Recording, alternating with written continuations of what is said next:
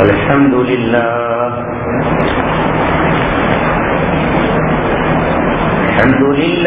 نحمده ونستعينه ونستغفره ونؤمن به ونتوكل عليه ونعوذ بالله من شرور أنفسنا ومن سيئات أعمالنا من يهده الله فلا مضل له ومن يضلله فلا هادي له ونشهد أن لا إله إلا الله وحده لا شريك له ونشهد أن سيدنا وسندنا وشفيعنا وحبيبنا محمدا عبده ورسوله أرسله بالحق بشيرا ونذيرا وداعيا إلى الله بإذنه وسراجا منيرا صلى الله عليه وسلم تسليما كثيرا كثيرا أما بعد قال الله تبارك وتعالى في كتابه الكريم ولا يزالون يقاتلونكم حتى يردوكم عن دينكم إن استطاعوا وقال تعالى في آية أخرى ولن ترضى عنك اليهود ولا النصارى حتى تتبع ملتهم قل إن هدى الله هو الهدى صدق الله العلي العظيم قال رسول الله صلى الله عليه وسلم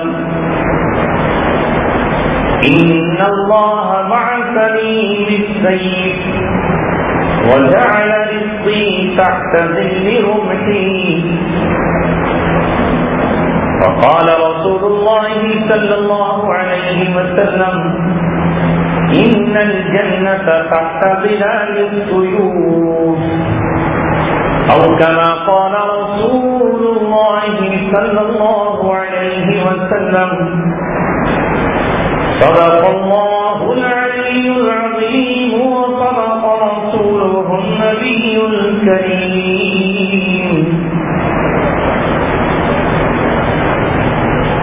کہ محمد سے وفا تونے تو ہم تیرے ہیں کہ محمد سے وفا تونے تو ہم تیرے ہیں یہ جہاں چیز ہے کیا لوح و قلم تیرے آئے دنیا میں بہت پاک مکرم بن کر کوئی آیا نہ مگر رحمت عالم بن کر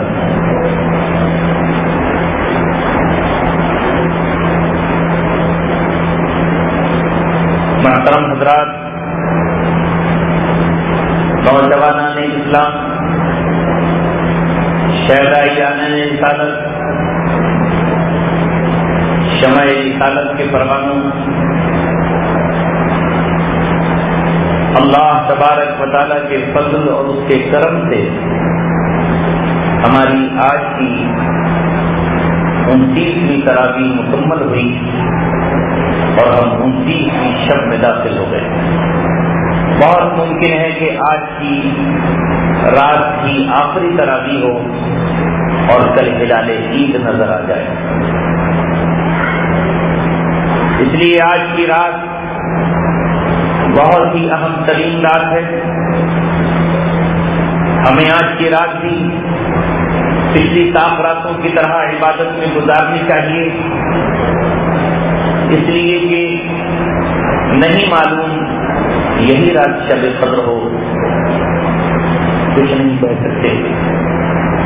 اس موقع پر آج جبکہ قرآن کریم مکمل طور پہ آج سن لیا گیا، ہم قرآن کی تلاوت کے بعد قرآن کریم کی نسبت پر جمع ہوئے ہیں، اور ظاہر ہے کہ یہی اللہ تبارک و تعالیٰ کی وہ کتاب ہے جس نے آج سے 1450 برس پہلے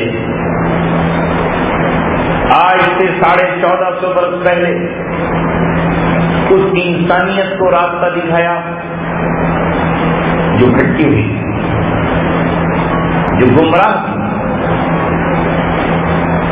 جس کے پاس زندگی گزارنے کے اصول اور ضابطے نہیں تھے۔ جب قرآن مقدس آ گیا تو گویا زمین پر یہ اس بات کا اعلان تھا کہ اب پچھلی تمام شریعتیں منسوخ ہو گئی۔ جب پچھلی شریعتیں ہی منسوخ ہو گئی تو پھر انسان کے اپنے بنائے ہوئے تمام دستور کل عدم قرار دے دی۔ یہ کتاب اللہ تبارک و تعالیٰ کے پاس سے آئی، جس کتاب کا اللہ تبارک و تعالیٰ نے ہر نبی سے وعدہ کیا تھا۔ جو نبی آیا اسے بتایا گیا تھا کہ آپ اپنی امت اور اپنی قوم سے کہیے کہ ایک پیغمبر سب سے آخر میں آئیں گے، اور جب بھی وہ آ جائیں تو سب کو ان کا اقرار کرنا ہوگا، انہیں اپنا رہبر و رہنما ماننا ہوگا۔ یہ 7ویں صدی عیسوی کی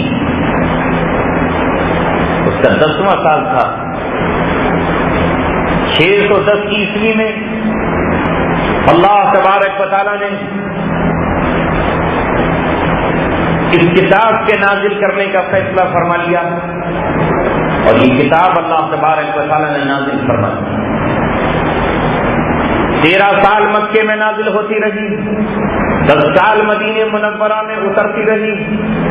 اللہ تبارک و تعالیٰ نے اپنے نبی محمد رسول اللہ صلی اللہ علیہ وسلم پر اس کتاب کو اتارنا شروع کیا، احکامات اترتے رہے، شریعت آتی رہی، اور رسول اللہ صلی اللہ علیہ وسلم اس کتاب کے مطابق خود بھی چلتے رہے اور اپنی امت کو چلاتے رہے۔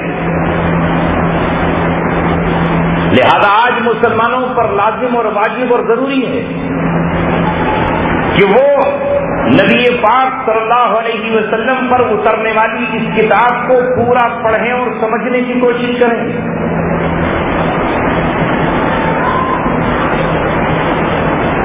یہ قرآن کریم بن سمجھے ہوئے اور اسی طرح جس طرح ہم لوگ سن رہے ہیں، اور کبھی زندگی میں یہ حرارت پیدا نہیں ہوتی کہ ہم اللہ تبارک و تعالیٰ کی کتاب کو جان بھی لیں کہ اس میں حکم کیا ہے، اس کا پیغام کیا ہے۔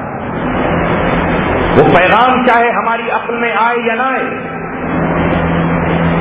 اگر ہماری عقل میں آئی ہوتی ہماری بھلائی تو اللہ تبارک و تعالیٰ آسمانی ہدایت کو نازل کیوں فرماتا، انسانوں کے اوپر چھوڑ دیا جاتا کہ جو جس طرح چاہے زندگی گزارے۔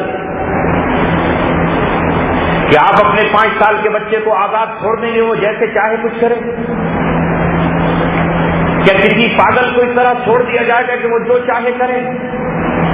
کیا آپ اپنی بیوی کو آزاد چھوڑ دیں گے کہ وہ جو چاہے کرے؟ اس پر کوئی پابندی نہیں لگائیں گے، اس پر کوئی حکم نہیں لگائیں گے؟ تو اللہ تبارک و تعالیٰ جانتا ہے کہ یہ انسان اپنی عقل کے مطابق صحیح فیصلے نہیں کر سکتا۔ کبھی عقل پر خواہش نفس غالب آئے گی، کبھی دنیا کی محبت غالب آئے گی، کبھی جذبات غالب آئیں گے۔ اس لیے اللہ تبارک و تعالیٰ نے آسمان سے شریعت اتاری، وہ کبھی تورات کی شکل میں آئی، تو وہ کبھی زبور کی شکل میں آئی، وہ کبھی انجیل کی شکل میں آئی، وہ کبھی ابراہیم پر صحیفوں کی شکل میں آئی، کبھی حضرت عیسیٰ علیہ السلام پر آسمانی کتاب کی شکل میں آئی، یہاں تک کہ کامل اور مکمل ہو کر وہ قرآن کی شکل میں آئی۔ یہ آنکھ ایک حد تک دیکھ سکتی ہے، اگر اور زیادہ دور کا دیکھنا ہو تو چشمہ لگانا پڑتا ہے، اس سے اور آگے کا دیکھنا ہو تو دوربین لگانی پڑتی ہے، ورنہ آپ کو دور کا دیکھے۔ اسی طرح یہ جس طرح آنکھ کی ایک حد ہے، کان کی ایک حد ہے، ناک کی ایک حد ہے کہ وہ اسی حد تک سونگھ سکتی ہے، اسی طرح عقل کی بھی ایک حد ہے اور ایک مقام پر جا کر عقل وہیں ٹھہر جاتی ہے۔ جہاں عقل اپنا سفر ختم کرتی ہے، جہاں وہ تھک کر جواب دیتی ہے، جہاں وہ ٹھہر جاتی ہے، وہیں سے اللہ تبارک و تعالیٰ کی وحی کا آغاز ہوتا ہے۔ آج ہر انسان سمجھتا ہے کہ اسلام کی ہر بات اس کی سمجھ میں آ جانی چاہیے، وہ اپنی عقل پر اسلام کو تولنا اور ناپنا چاہتا ہے، جو اس کی عقل میں نہیں آتا وہ اسے نہیں مانتا۔ یہی وجہ ہے کہ جن لوگوں نے اپنی عقل کا استعمال کیا انہوں نے اللہ ہی کا انکار کر دیا، کہتے ہم نے اللہ تو دیکھا ہی نہیں۔ اور جنہوں نے یہ مطالبہ کیا کہ ہمارا معبود ہمارے سامنے ہونا چاہیے ہمارے نظروں کے، تو انہیں جب معبود دیکھنے کو نہ ملا، جب انہیں چھونے کو نہ ملا، تو انہوں نے پتھر ہی کا بنا کے اپنے سامنے کھڑا کر لیا کہ یہ ہے۔ اور اس نے اپنے خیال سے یہ سوچا کہ جیسے میں ہوں ویسے ہی میرا معبود ہوگا، تو اس کے بھی 2 ہاتھ بنا دیے، اس کی بھی 2 آنکھیں بنا دی، اس کی بھی 2 ہونٹ بنا دیے، اس کے بھی 2 پیر بنا دیے، اور اس کے بھی پنجے لگا کر کھڑا کر دیا، کہا میرا معبود یہ ہے نا۔ کسی کی سمجھ میں آیا کہ نہیں، یہ تو میرے جہاں 2 ہاتھ ہیں، لہذا ہمارا جو معبود ہونا چاہیے اس کے تو 10 ہاتھ ہونے چاہیے، لہذا انہوں نے درگا کے 10 ہاتھ کر دیے۔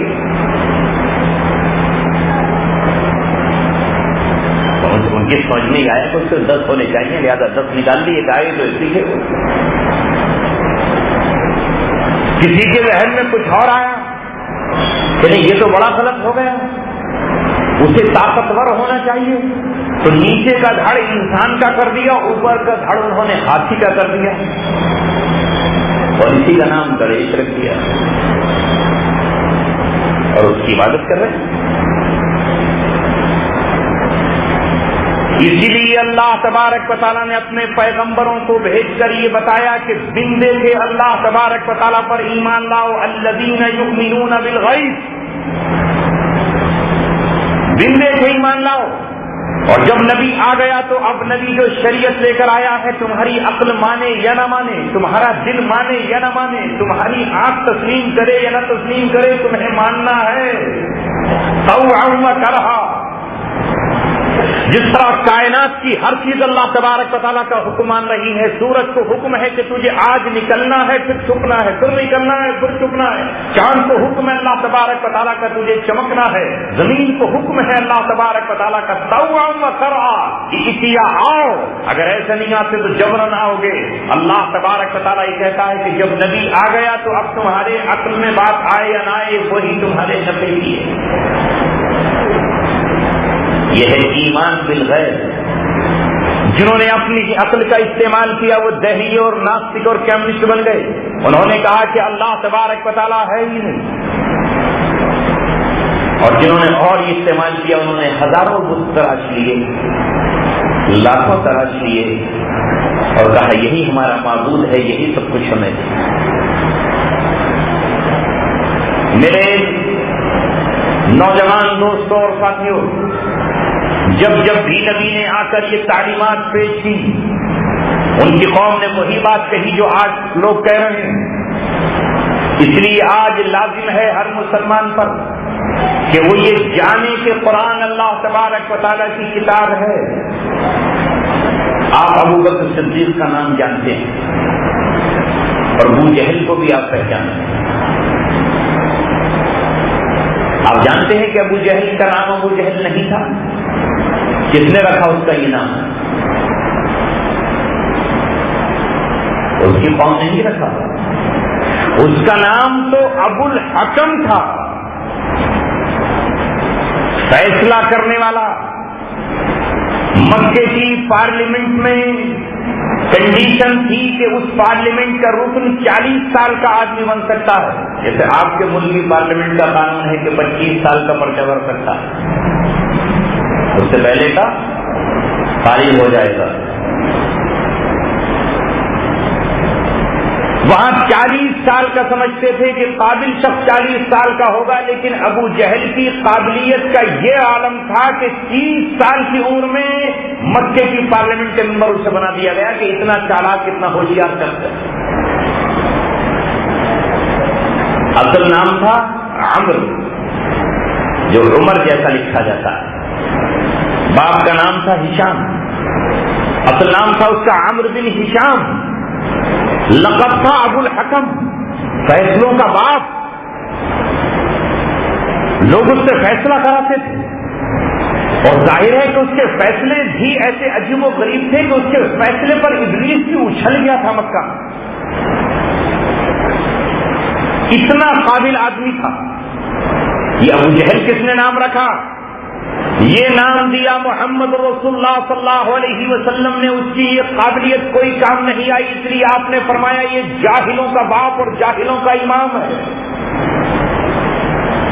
اتنا سنجیدہ ہوتے ہوئے، اتنا فیصلہ کن آدمی ہوتے ہوئے، اتنا چالاک ہوتے ہوئے، جو مکہ کے پارلیمنٹ میں 30 سال میں ممبر اسے بنا لیا گیا ہو، اسے محمد رسول اللہ صلی اللہ علیہ وسلم نے کہا یہ جاہلوں کا امام ہے۔ اگر یہ عقل مند ہوتا، اس کے پاس ذرا بھی علم ہوتا، تو نور نبوت کو دیکھتے ہی ایمان لے آتا اور یہ ایسے فیصلے نہ کرتا جو اس کے حق میں فیصلے ہوئے۔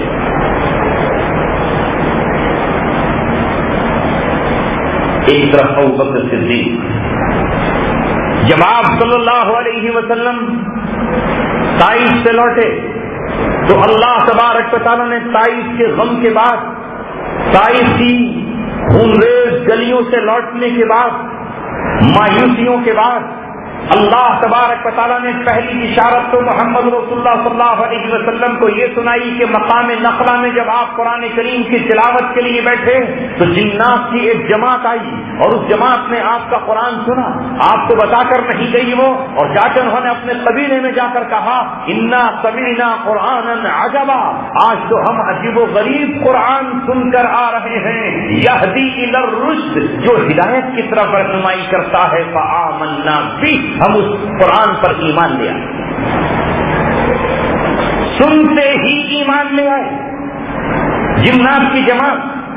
کبھی اللہ تبارک و تعالیٰ نے آپ پر اس سورہ جن کو نازل فرما کر بتایا کہ اگر انسان بھی آپ کے پیغام کو نہیں مانیں گے تو اللہ تبارک و تعالیٰ نے جنات کے دل میں آپ کی حقانیت کو اتار دیا ہے، اور ایک جماعت جنوں کی ایمان لے کر آئی ہے، اور وہ پوری تفصیل سورہ جن میں بیان کی ہے۔ اس کا موقع نہیں ہے اس وقت کہ میں اس کی تفصیل میں جاؤں۔ بہرحال وہاں سے لوٹ کر اللہ تبارک و تعالیٰ نے اب کہا کہ میرا محبوب غموں سے دو چار، مکے میں مدد کرنے والے چچا، گو کہ وہ مسلمان نہ ہوئے، ابو طالب مسلمان تو نہیں ہوئے، لیکن جب تک زندہ رہے اپنے بھتیجے کے پشتیبان بنے رہے۔ گھر میں تسلی دینے کے لیے خدیجۃ الکبریٰ رضی اللہ تعالی عنہا آپ کی پہلی اہلیہ موجود ہیں، اور جب تک ان کا انتقال نہیں ہو گیا تب تک آپ نے دوسرا نکاح ہی نہیں کیا ہے۔ جب اسی سال میں حضرت آپ کے چچا ابو طالب کا انتقال ہوا، اور اسی سال حضرت خدیجۃ الکبریٰ کا انتقال ہوا۔ اس سال کو آپ نے غم کا سال قرار دیا۔ باہر کی دنیا میں ابو طالب آپ کے حمایتی تھے، اور اندر کی دنیا میں، گھر کی دنیا میں حضرت خدیجۃ الکبریٰ تھی۔ ان دونوں کی وفات کے بعد آپ نے طائف کا رخ کیا، اور طائف سے جب لوٹے تو آپ کے پیر خون سے لطپت ہیں اور آپ کی جوتیاں خون سے بھری ہوئی ہیں۔ اس وقت اللہ تبارک و تعالیٰ کا راج دلارا غم سے دو چار ہے، غم سے دو چار ہے محمد رسول اللہ۔ تو اللہ تبارک و تعالیٰ نے کہا کہ میرے محبوب اس غم کے بعد میں آپ کو خوشی دینے والا ہوں، لہذا جنت کو سجایا گیا، عرش معلیٰ پر آپ کے استقبال کی تیاریاں ہوئی، اور نبی پاک صلی اللہ علیہ وسلم کو سفر معراج پر بلایا۔ معراج پر بلایا، پوری کائنات ٹھہرا دی گئی، جام کر دی گئی، اور آپ صلی اللہ علیہ وسلم جب وہاں سے لوٹ کر آئے تو آپ نے ابوبکر صدیق رضی اللہ تعالیٰ عنہ سے آ کر یہ کہا کہ میں جنت اور جہنم کی سیر کر آیا، میں بیت المقدس دیکھ آیا، یہ ذکر ابو جہل کے سامنے بھی آیا تو اس نے اپنی عقل کا استعمال کرتے ہوئے کہا کہ واہ واہ واہ واہ، کہاں بیت المقدس اور کہاں یہ گھومائے، کہاں ساتواں آسمان اور کہاں یہ گھومائے، میں نہیں مانتا، یہ تو آج جھوٹ کھل گیا۔ ابو بکر صدیق سے جا کر جب کسی نے یہ کہا کہ ایک شخص یہ دعویٰ کرتا ہے تو آپ نے بھی شروع میں یہی کہا ایسا تو نہیں ہو سکتا کہ ایک آدمی ایک ہی رات میں اتنا لمبا سفر کر لے۔ لوگوں نے کہا کوئی اور نہیں، یہ تو آپ کے دوست، آپ کے رفیق، آپ کے ساتھی محمد رسول اللہ کہہ رہے ہیں۔ تو ابو بکر صدیق نے کہا اگر وہ کہہ رہے ہیں تو میں یہ کہتا ہوں کہ وہ سچ کہہ رہے ہیں، اور جو کچھ انہوں نے کہا ہے میں اس کی تصدیق کرتا ہوں، مجھے کسی دلیل کی ضرورت نہیں ہے۔ یہی دن تھا کہ ابو بکر، ابو صحابہ کا بیٹا ابو بکر کے ساتھ صدیق بن گیا کہ جب محمد رسول اللہ کہہ رہے ہیں تو سب کچھ ممکن ہے۔ انہوں نے کہا صاحب ذرا بتائیے، اگر بیت المقدس آپ دیکھ کر آئے ہیں تو دروازے کتنے ہیں؟ اب آپ کو دروازے کتنے تھوڑی گئے تھے، آپ کو کوئی امتحان نہیں لگے اس مسجد کا کتنے دروازے ہیں تو ایک دم آپ سے نہیں بتا پاؤں گا، دروازے تھوڑی گئے، مگر وہ کہہ رہے ہیں کہ نہیں آپ بتائیے دروازے کتنے ہیں۔ اب جب امتحان لیا جانے لگا اور جب نبوت کی آزمائش ہوئی تو اللہ تبارک و تعالیٰ نے معجزاتی طور پر سارے پردے ہٹا دیے اور بیت المقدس کو محمد رسول اللہ صلی اللہ علیہ وسلم کے بالکل سامنے کر دیا، اور آپ نے کہا ایک دروازہ یہ ہے کہ یہ ہے کہ یہ ہے کہ یہ ہے، تمام دروازے محمد رسول اللہ صلی اللہ علیہ وسلم نے بتا دیے، مگر نہ ماننے والوں نے کہا اب بھی نہیں مانتے۔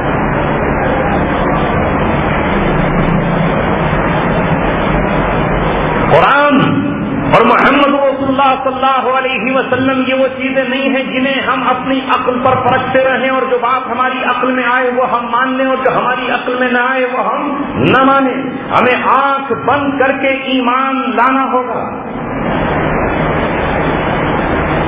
آج تو عقلیت کا دور چل رہا ہے، ہر آدمی اسلام کے سلسلے میں پوچھتا ہے صاحب یہ ایسا کیوں ہے ویسا کیوں ہے۔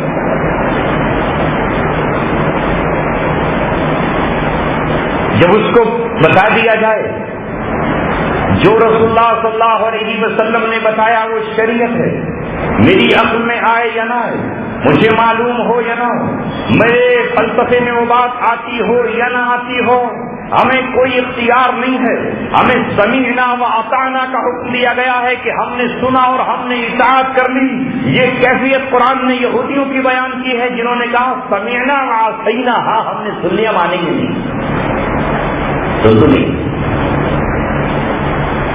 اس لیے میں آپ سے ایک مندانہ اپیل یہ کرتا ہوں کہ کم سے کم محمد رسول اللہ صلی اللہ علیہ وسلم کی پوری سیرت کو آپ کو سننا چاہیے، پڑھنا چاہیے، اپنے بچوں کو پڑھانا چاہیے، اور ہونا تو یہ چاہیے تھا کہ ہر مسجد میں سیرت مصطفیٰ کی کتاب رکھی ہوتی اور آپ کی پیدائش سے لے کر کے آپ کے آخری دن تک کی ہسٹری ایک ایک نوجوان کو پتا ہوتی اور اسے پتا ہوتا کہ 63 سالہ زندگی محمد رسول اللہ صلی اللہ علیہ وسلم نے کیسے گزاری ہے، آپ کے مکہ میں دن کس طرح گزرے، آپ صلی اللہ علیہ وسلم نے کس طرح مدینہ منورہ میں زندگی گزاری، ہمیں پتا تو چل جاتا۔ جب وہ چیز کتابوں میں رکھی ہوئی ہے، پوری زندگی ہم نے پڑھا ہی نہیں، سنا ہی نہیں، تو ہمیں لگتا ہے کہ اسلام میں ہی ہے۔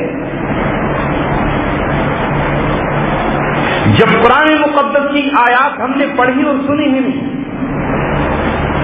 تو آج ہمیں اسلام اجنبی لگ رہا ہے۔ یہی بات نبی پاک صلی اللہ علیہ وسلم نے فرمائی، بدا الاسلام غریبا وسيعود غریبا۔ اسلام اجنبیت سے شروع ہوا، بالکل لوگ اسے اجنبی سمجھ رہے تھے۔ جب اسلام آیا تو لوگوں کو بڑا اچنبھا اور تعجب ہوا کہ یہ کون سی بات محمد رسول اللہ پیش کر رہے ہیں۔ اجنبی ہو گیا تھا اسلام، کوئی ماننے کے لیے تیار نہیں تھا، لہذا اس وقت بھی اجنبی تھا، اور محمد رسول اللہ فرما رہے ہیں وسيعود غریبا، اور پھر اسلام اجنبی ہو جائے گا۔ لوگ اسلام کو سوچیں گے اسلام یہ کیسا اسلام ہے۔ فطوبى للغرباء، اللہ کے رسول فرما رہے ہیں اس وقت اجنبی بن جانا، دنیا تمہیں اجنبی سمجھے اس کی پرواہ مت کرنا، اجنبی ہو جانا۔ میں تمہیں اشارہ سنا رہا ہوں، میں تمہیں خوشخبری سنا رہا ہوں اجنبی بن کر کے دکھانا دنیا کو. رسول پاک صلی اللہ علیہ وسلم جب آئے تو میں کچھ باتیں آپ کے سامنے رکھ رہا ہوں. اس وقت لوگوں کو عجیب سا لگا. خانہ کعبہ کا طواف ننگے ہو کر کر رہے ہیں, ننگے ہو کر. کیا حال ہوگا بے حیائی کا. آج کم سے کم کسی کی ضرورت نہیں ہے کہ ننگا ہو کر وہ مسجد کے اندر داخل ہو جائے, لیکن اس وقت خانہ کعبہ میں اللہ تبارک و تعالیٰ کے گھر میں ننگے ہو کر طواف کر رہے تھے اور اسے گناہ نہیں بلکہ اسے ثواب سمجھ رہے تھے, اور یہ کہتے تھے کہ ہم نے ان کپڑوں میں گناہ کیے ہیں تو انہی کپڑوں میں اگر طواف کریں گے تو گناہ دوسرے کپڑوں کے اندر رہ گیا. کپڑے پہننے کو گناہ سمجھ رہے تھے اور ننگے ہو کر خانہ کعبہ کا طواف کر رہے تھے. مادر ذات ننگے خانہ کعبہ کا طواف کر رہے ہیں اور کہہ رہے ہیں یہی تو دین ہے. کون ٹوکنے والا کون ہے؟ جو ٹوکتا تو کٹتا. خانہ کعبہ کے اندر لا کر اپنے اپنے قوم اور قبیلے کے بت رکھ دیے تھے. کتنی مشہور بات ہے کہ 360 بت رکھے ہوئے تھے. 360 ہر دن کا نیا. جیسے ہمارے یہاں یہ سنیچر کا شنی ہے, یہ منگل کا فلاں ہے, یہ برہسپت کا ہے. ایسے ہی 360 بت خانہ کعبہ میں رکھے ہوئے ہیں اور خانہ کعبہ کے اندر رکھے ہوئے ان کی پرستش کر رہے ہیں. پہلا کس بات پر ہے؟ جب محمد رسول اللہ صلی اللہ علیہ وسلم نے کہا لا الہ کوئی معبود نہیں تو جھگڑا شروع ہو گیا. اور جھگڑا اسی بات کا تو ہے, جھگڑا لا سے شروع ہوتا ہے. قرآن مقدس اور اللہ تبارک و تعالیٰ کا نبی جس کلمے کو لے کر آیا ہے اس کلمے کا پہلا جز ہے لا. نہیں ہے کوئی معبود الا اللہ. پہلے نفی کرو تمام معبودوں کی, اللہ کے سوا کوئی معبود نہیں ہے. پھر کہو کہ صرف اللہ تبارک و تعالیٰ ایک ہے. جب محمد رسول اللہ نے کہا کہ لا کوئی معبود نہیں ہے سوائے اللہ تبارک و تعالیٰ کے, تو وہ تو کہہ رہے تھے یہ کیا کہہ رہے ہیں آپ, یہ تو منات بھی عبادت کے قابل ہے, یہ عزا بھی عبادت کے قابل ہے, یہ فلاں دیوی اور دیوتا بھی عبادت کے قابل ہے, وہ منات الثالثۃ الاخری یہ بھی عبادت کے قابل ہے. اس وقت پر لڑائی شروع ہو گئی. آپ صلی اللہ علیہ وسلم کی ولادت پر جشن منانے والا, آپ کی ولادت پر اپنی باندی صوبیہ کو آزاد کرنے والا آپ کا چچا ابو لہب, جو آپ کی ولادت پر اپنی باندی کو آزاد کرتا ہے اور اپنی باندی سے کہتا ہے کہ محمد رسول اللہ کو دودھ پلا. آپ نے دائی حلیمہ کے دودھ سے پہلے صوبیہ کا دودھ پیا ہے, مگر جس دن محمد رسول اللہ نے یہ کہا کہ اے چچا ابو لہب تو بھی سن لے, اور وقت کے بڑے سردار ابو جہل تو بھی سن لے, لا الہ یہ 360 بت جو تم نے رکھے ہوئے ہیں ان کی کوئی حیثیت نہیں ہے. صرف اور صرف اگر اللہ تبارک و تعالیٰ کی ذات کی عبادت کے قابل ہے تو اسی وقت تو ابو لہب آپ کا دشمن ہو گیا. یہیں سے تو لڑائی شروع ہوئی, یہیں سے تو ٹکراؤ شروع ہوا. اور جب آپ نے کہا کہ میں غار ہیرا سے نکل کر اقرا بسم ربک الذی خلق کی آیات لے کر اللہ تبارک و تعالیٰ کا رسول بن کر آیا ہوں, میں اللہ تبارک و تعالیٰ کا نمائندہ ہوں.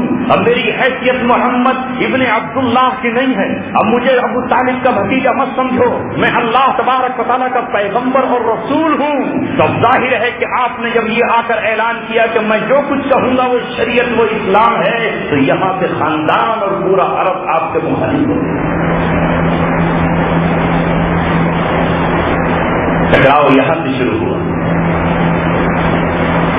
اور کیسا ٹکراؤ شروع ہوا دنیا جانتی ہے. بات آپ کے بائیکاٹ پر نہ رکی کہ آپ کا صرف بائیکاٹ کر دیا جائے. جب یہ تحریک آگے بڑھی تو پھر ایک دن سارے اکٹھے ہو کر ابو طالب کے پاس آپ کے چچا کے پاس آ گئے, آخری وارننگ دینے کے لیے آئے اور یہ کہا کہ اپنے بھتیجے کو سمجھا لو, اگر اب بھی اس نے اپنی روش کو تبدیل نہیں کیا تو ہم مجبور ہوں گے ایکشن لینے پر اور تمہارے بھتیجے کا قتل کرنے پر. ہم تمہاری وجہ سے ابھی تک اپنی تلواروں کو نیام کے اندر رکھے ہوئے ہیں, محمد رسول اللہ جب آج واپس لوٹے تو آج چچا کی آنکھ میں آنسو تھے، آج چہرہ لٹکا ہوا تھا، آج چچا غمگین تھا۔ محمد رسول اللہ صلی اللہ علیہ وسلم نے پوچھا چچا جان غم کس بات کا ہے؟ کہا بھتیجے میں اب تک تمہارا ساتھ دیتا رہا، میں نے اب تک اپنی قوم سے لڑ کر تمہاری حمایت کی ہے، لیکن آج تمام قبائل مجھے دھمکی دے کر گئے ہیں کہ اگر تمہارا بھتیجا اپنی روش سے باز نہیں آیا تو پھر جنگ کے لیے تیار ہو جاؤ، تمہارے بھتیجے کا خون بھی بہ سکتا ہے، ہم اس کا قتل بھی کر سکتے ہیں۔ اے بھتیجے ایک آرزو ہے کہ ذرا اپنے لہجے میں نرمی پیدا کر لے، ذرا اپنے مزاج میں لچک پیدا کر لے۔ محمد رسول اللہ صلی اللہ علیہ وسلم نے کہا چچا جان اگر آپ بھی ان کی دھمکیوں سے گھبرا گئے ہیں تو آپ کچھ نہ کریں، میں اللہ تبارک و تعالیٰ کا پیغمبر ہوں، میں اللہ کے پیغام کو پہنچا کر رہوں گا، یا تو میں اس راستے میں کام آ جاؤں گا یا اللہ تبارک و تعالیٰ کا دین خالص۔ سنو آج کے مسلمانوں، اگر محمد رسول اللہ صلی اللہ علیہ وسلم چاہتے تو ان کے پاس قومی لیڈر بننے کا بڑا اچھا چانس تھا۔ غور سے سنو، بہت اچھا چانس تھا، اس لیے کہ عرب کے سرسبز و شاداب علاقوں پر عرب دشمنوں کا قبضہ تھا۔ یمن اور ملک شام جو عرب کے سبزہ زار علاقے ہیں، جو عرب کے سونا اگلتی ہوئی زمینیں تھیں، وہ اس وقت رومیوں کے عیسائیوں کے قبضے میں تھیں، اور یمن کا علاقہ اور عراق کا علاقہ، دریائے دجلہ کا علاقہ ایران کے کسرا کے قبضے میں تھا۔ محمد رسول اللہ صلی اللہ علیہ وسلم کے خاندان اور عرب قبائل کے پاس یہ نجد کا علاقہ تھا، حجاز کا علاقہ، خشک علاقہ۔ آپ اگر چاہتے تو اپنی قوم کو متحد کر لیتے اور عربیت کا نعرہ لگا دیتے، اور آپ یہ کہہ دیتے کہ اے عربوں اکٹھے ہو جاؤ، اپنی زمینیں ہمیں چھیننی ہے کسرا سے، اپنا علاقہ ہمیں واپس لینا ہے رومیوں سے، عرب کے نام پر ایک اتحاد بنا لیتے۔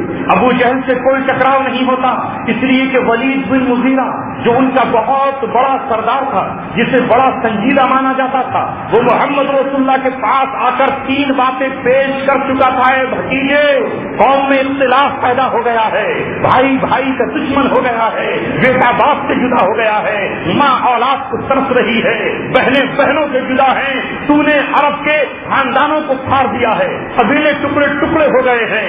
اے بھتیجے، اگر یہ تیری ساری تگ و دو حکمراں بننے کے لیے ہے تو میں تمام قبائل کے اتحاد سے یہ کہہ دیتا ہوں کہ محمد کو، جو ہمارے بنو ہاشم کا چشم و چراغ ہے اور جس کی فراست کو ہم جان چکے ہیں، جس کی امانت داری کو ہم جانتے ہیں، جس کی سچائی کی ہم اپنے کھاتے ہیں، جسے ہم نے حضرت اسود کو لگاتے وقت اپنا حکم بنا لیا تھا، پوری قوم تیرے ہاتھ پر بیٹھ کر لے گی اور تجھے اپنا حکم بنا لے گی۔ لیکن اے بھتیجے، ہمارے بتوں کے بارے میں کچھ بن گئے، تو کمپرومائز کر لے، حکمراں بننا چاہتا ہے تو ہم حکمراں بنے۔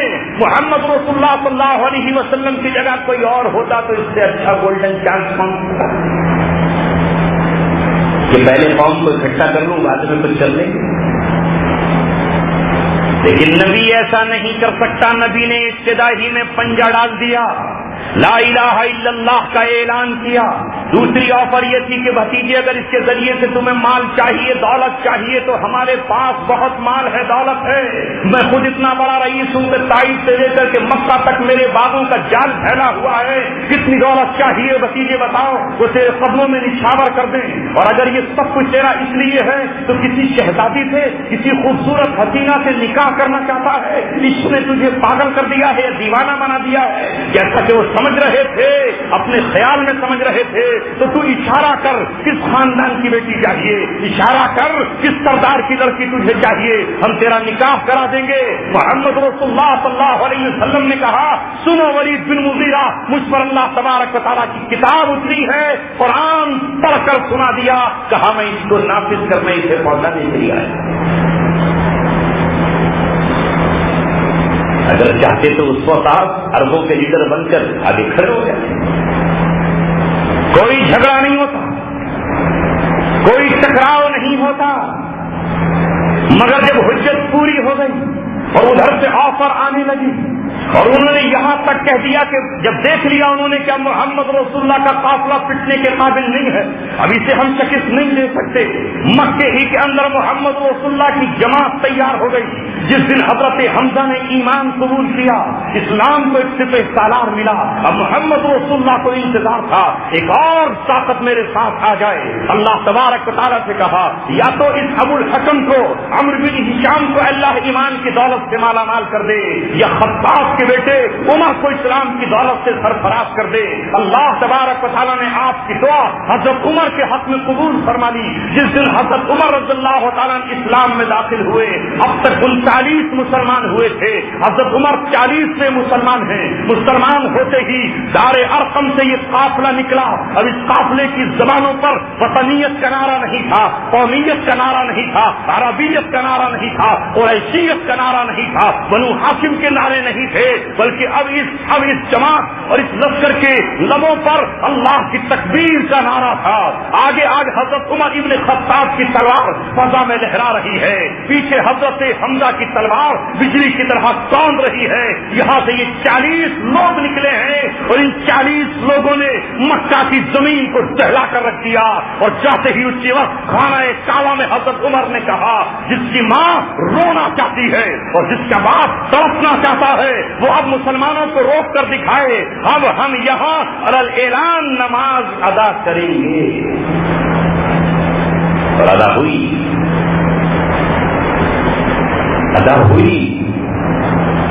صرف 40 لوگوں نے ان کی آنکھوں میں آنکھیں ڈال کر خانہ کعبہ میں نماز پڑھنا شروع کر دی۔ جب انہوں نے یہ سمجھ لیا کہ اب یہ نہیں مانیں گے، اب دار ارقم میں چھپ کر نماز نہیں پڑھیں گے، لوگ تو نہ جانے مکی زندگی کو کیسی زندگی بنا کر پیش کرتے ہیں کہ مکہ کی زندگی میں ہر دن پٹتے رہے اور مکہ کی زندگی میں ہر دن لٹتے رہے۔ ایسا نہیں ہے، ہرگز ایسا نہیں ہے۔ میں نے پوری سیرت کو اپنے کم وقت میں کھنگال کر دیکھ لیا ہے۔ محمد رسول اللہ صلی اللہ علیہ وسلم کی زندگی میں مجھے مکے کے واقعات بتاؤ، طائف کو چھوڑ دو، آپ مکے میں بتاؤ کہ محمد رسول اللہ صلی اللہ علیہ وسلم کے چہرے پر کسی نے تماچا مارنے کی جرات کی ہو، بتا۔ دو باتیں ہیں بس، ایک ہے اوجھڑی رکھنے کا جو عقبہ بن ابی معیط نے اس وقت رکھ دیا تھا مذاق میں جب آپ سجدے میں، اور ایک اس کا واقعہ یہ ہے کہ اس نے نماز پڑھنے کی حالت میں پھندا آپ کے گردن میں ڈال دیا اور اسے امیٹنے لگا تھا، اسے امیٹتا رہا کہ اسی وقت صدیق اکبر رضی اللہ تعالیٰ دوڑ کر آئے اور اس کے سینے پر مکہ مارا اور اسے الگ کر دیا اور الگ کر کے محمد رسول اللہ صلی اللہ علیہ وسلم کو بچایا۔ میں نے آپ کو سنایا ہے، پھر سناتا ہوں کہ ایک دن مکے میں افواہ اڑ گئی اور افواہ یہ اڑی کہ محمد رسول اللہ صلی اللہ علیہ وسلم کا قتل کر دیا گیا، تو آپ کے پھوپھی داد بھائی حضرت زبیر بن عوام رضی اللہ تعالیٰ جن کی عمر اس وقت 12 سال کی ہے، وہ نکلے اس جوش کے ساتھ نکلے کہ تلوار ان کے ہاتھ میں تھی۔ راستے میں محمد رسول اللہ سے ملاقات ہو گئی تو حضرت زبیر غصے میں بھپڑے ہوئے ہیں، رسول اللہ مسکرائے ہوئے ہیں۔ آقا نے پوچھا کہ زبیر کہاں جا رہے ہو، کدھر جا رہے تھے؟ کہا میں نے یہ سنا کہ آپ کا قتل کر دیا ہے اور آپ کو قتل کر دیا گیا ہے تو میں گھر سے تلوار سونپ کر نکلا ہوں۔ رسول اللہ نے مسکرا کر پوچھا اے زبیر اگر میرا قتل ہو گیا ہوتا اور میری شہادت ہو گئی ہوتی تو تو کیا کرتا؟ تو اس وقت حضرت زبیر نے کہا جن کی عمر 12 سال کی ہے، اے میرے ماموزاد بھائی اگر تیرا قتل ہو گیا ہوتا تو مکے کی ہر وادی کو خون میں نہلا دیتا اور تیرے انتقام سے مکے کی پہاڑیوں کو خون سے رنگین کر دیتا۔ رسول پاک صلی اللہ علیہ وسلم نے کہا زبیر گواہ ہے، قیامت تک جو تلوار اسلام کے لیے اٹھے گی اس تلوار کا ثواب تیرے نامہ اعمال میں لکھا جائے گا، اس لیے کہ تو نے میری شہادت کے بعد یہ عزم مسلم۔ کون بول جاتا؟ ارے کون بول جاتا؟ ابو جہل کو ہمت نہیں ہوئی۔ سیرت کی کتابوں میں لکھا ہے، میں نے ایک جگہ یہ واقعہ سنایا تو بعد میں لوگ پوچھ رہے ہیں یہ کہاں لکھا؟ میں نے کہا ارے تمہارے انڈیا میں چھپنے والے کتابیں دینی تعلیم کے رسالے میں لکھا ہوا ہے، اتنی چھوٹی سی کتاب پڑھ لے بھائی۔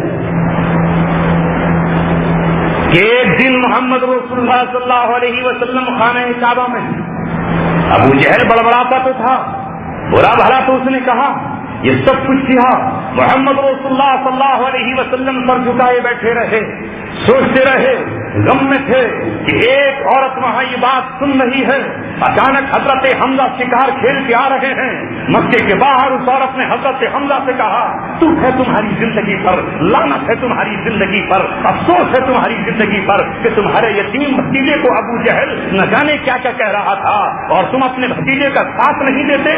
کاش آج اس کا باپ عبداللہ زندہ ہوتا تو ابو جہل کے دانت توڑ دیتا اور ابو جہل کی زبان باہر کھینچ لی جاتی، وہ بھتیجا یتیم ہے اس لیے تم نے اس حال میں چھوڑ دیا ہے۔ یہ سننا تھا کہ حضرت حمزہ اپنا گھوڑا دوڑاتے ہوئے حرم شریف کے اندر داخل ہوئے، گھوڑے سے چھلانگ لگاتے ہی، نیچے اترتے ہی اپنی کمان اتار کر ابو جہل کے سر پہ زور سے ماری کہ خون کی دھار دور گری، اور کہا کہ سن، آج کے بعد اگر میرے بھتیجے کو تو نے کچھ کہا تو تیری زبان کھینچ کر تیرے ہاتھ پہ رکھ دوں گا، اور تو یہ سمجھتا ہے کہ میرا بھتیجا تنہا ہے، آج میں اعلان کرتا ہوں، اشہد ان لا الہ الا اللہ واشہد ان محمدن عبدہ ورسولہ، میں اپنے بھتیجے کا اسلام اور ایمان قبول کرتا ہوں۔ یہ مکے ہی میں حضرت حمزہ نے کر دیا۔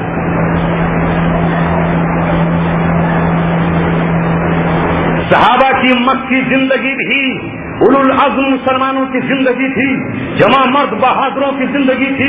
صحابہ کرام رضوان اللہ علیہم اجمعین میں ارے وہ جو آپ پٹنے کے واقعات سنتے ہیں، وہ اپنا آقا اپنے غلام کو مارتا تھا، امیہ اپنے غلام کو مار رہا ہے، امیہ اپنے غلام کو مار رہا ہے، تو غلام کو مارتے ہوئے کون روک سکتا تھا؟ حضرت بلال امیہ کے غلام تھے۔ لیکن میں آپ سے پوچھتا ہوں، اللہ تبارک و تعالی ہمیں علم عطا فرمائے، جس دن محمد رسول اللہ نے بلال کو خرید لیا حضرت ابوبکر صدیق نے، اور ابوبکر صدیق نے ان کو آزاد کر دیا، اس کے بعد کا واقعہ بتاؤ مجھے، بلال کو کبھی امیہ نے مارا ہو مکہ؟ اگر وہ مار رہے تھے تو کچھ کمزور ہو۔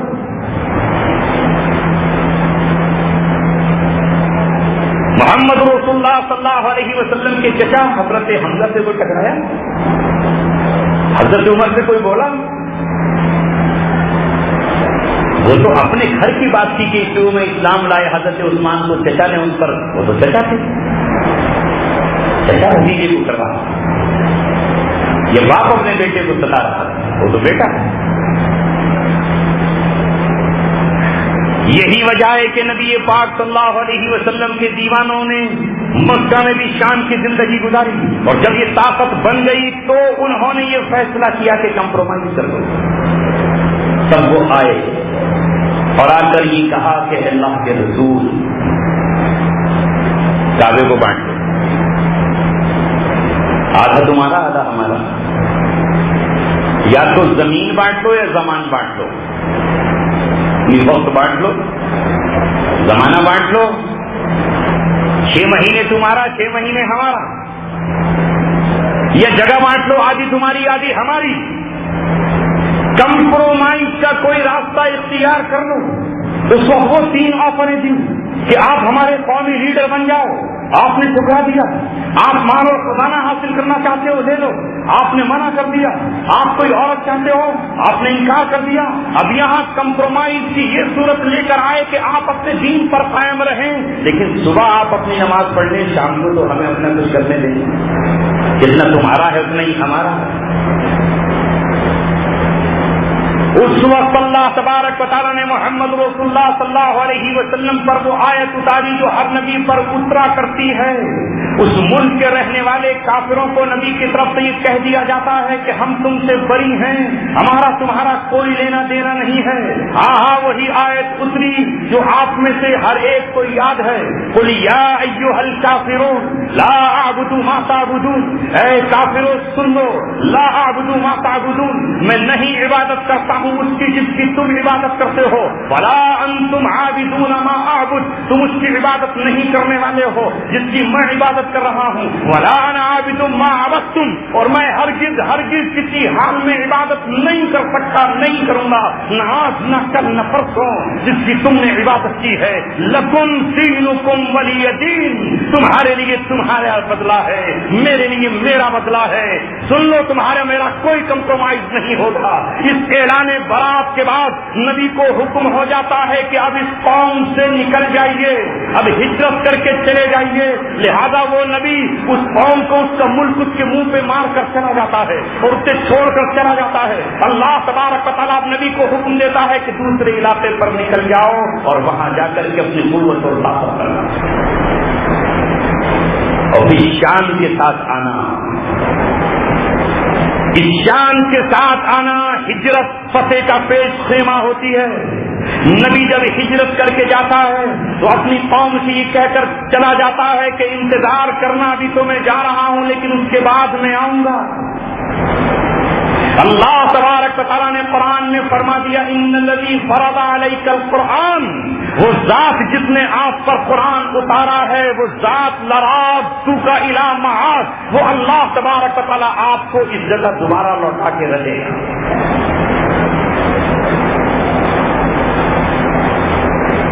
لیکن آج سیرت نہ پڑھنے کی وجہ سے, قرآن کی آیات نہ پڑھنے کی وجہ سے, ہجرت نہ کرنے کو لوگ فخر کرتے ہیں,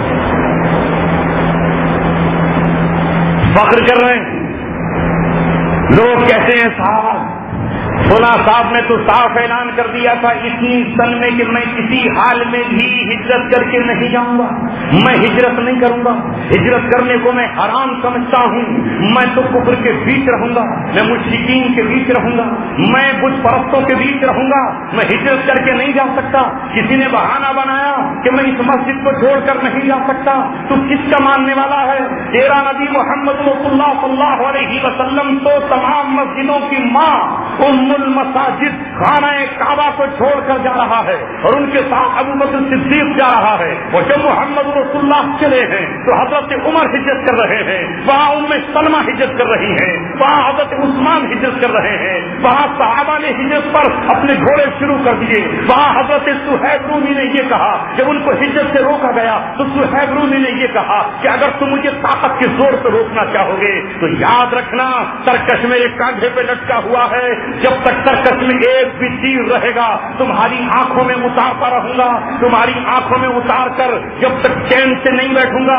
اگر لڑنا ہے تو آؤ مقابلے پر میدان پکڑ لو, تیر ختم ہو جائیں گے تو اس وقت تک مقابلہ کروں گا جب تک تلوار ٹوٹ نہیں جائے گی اور اس کے ٹکڑے ٹکڑے نہیں ہو جائیں گے. اور اگر تم مجھ سے لڑنا نہیں چاہتے تو جاؤ, میرے گھر میں اتنا سونا دبا ہوا ہے اسے نکال لو.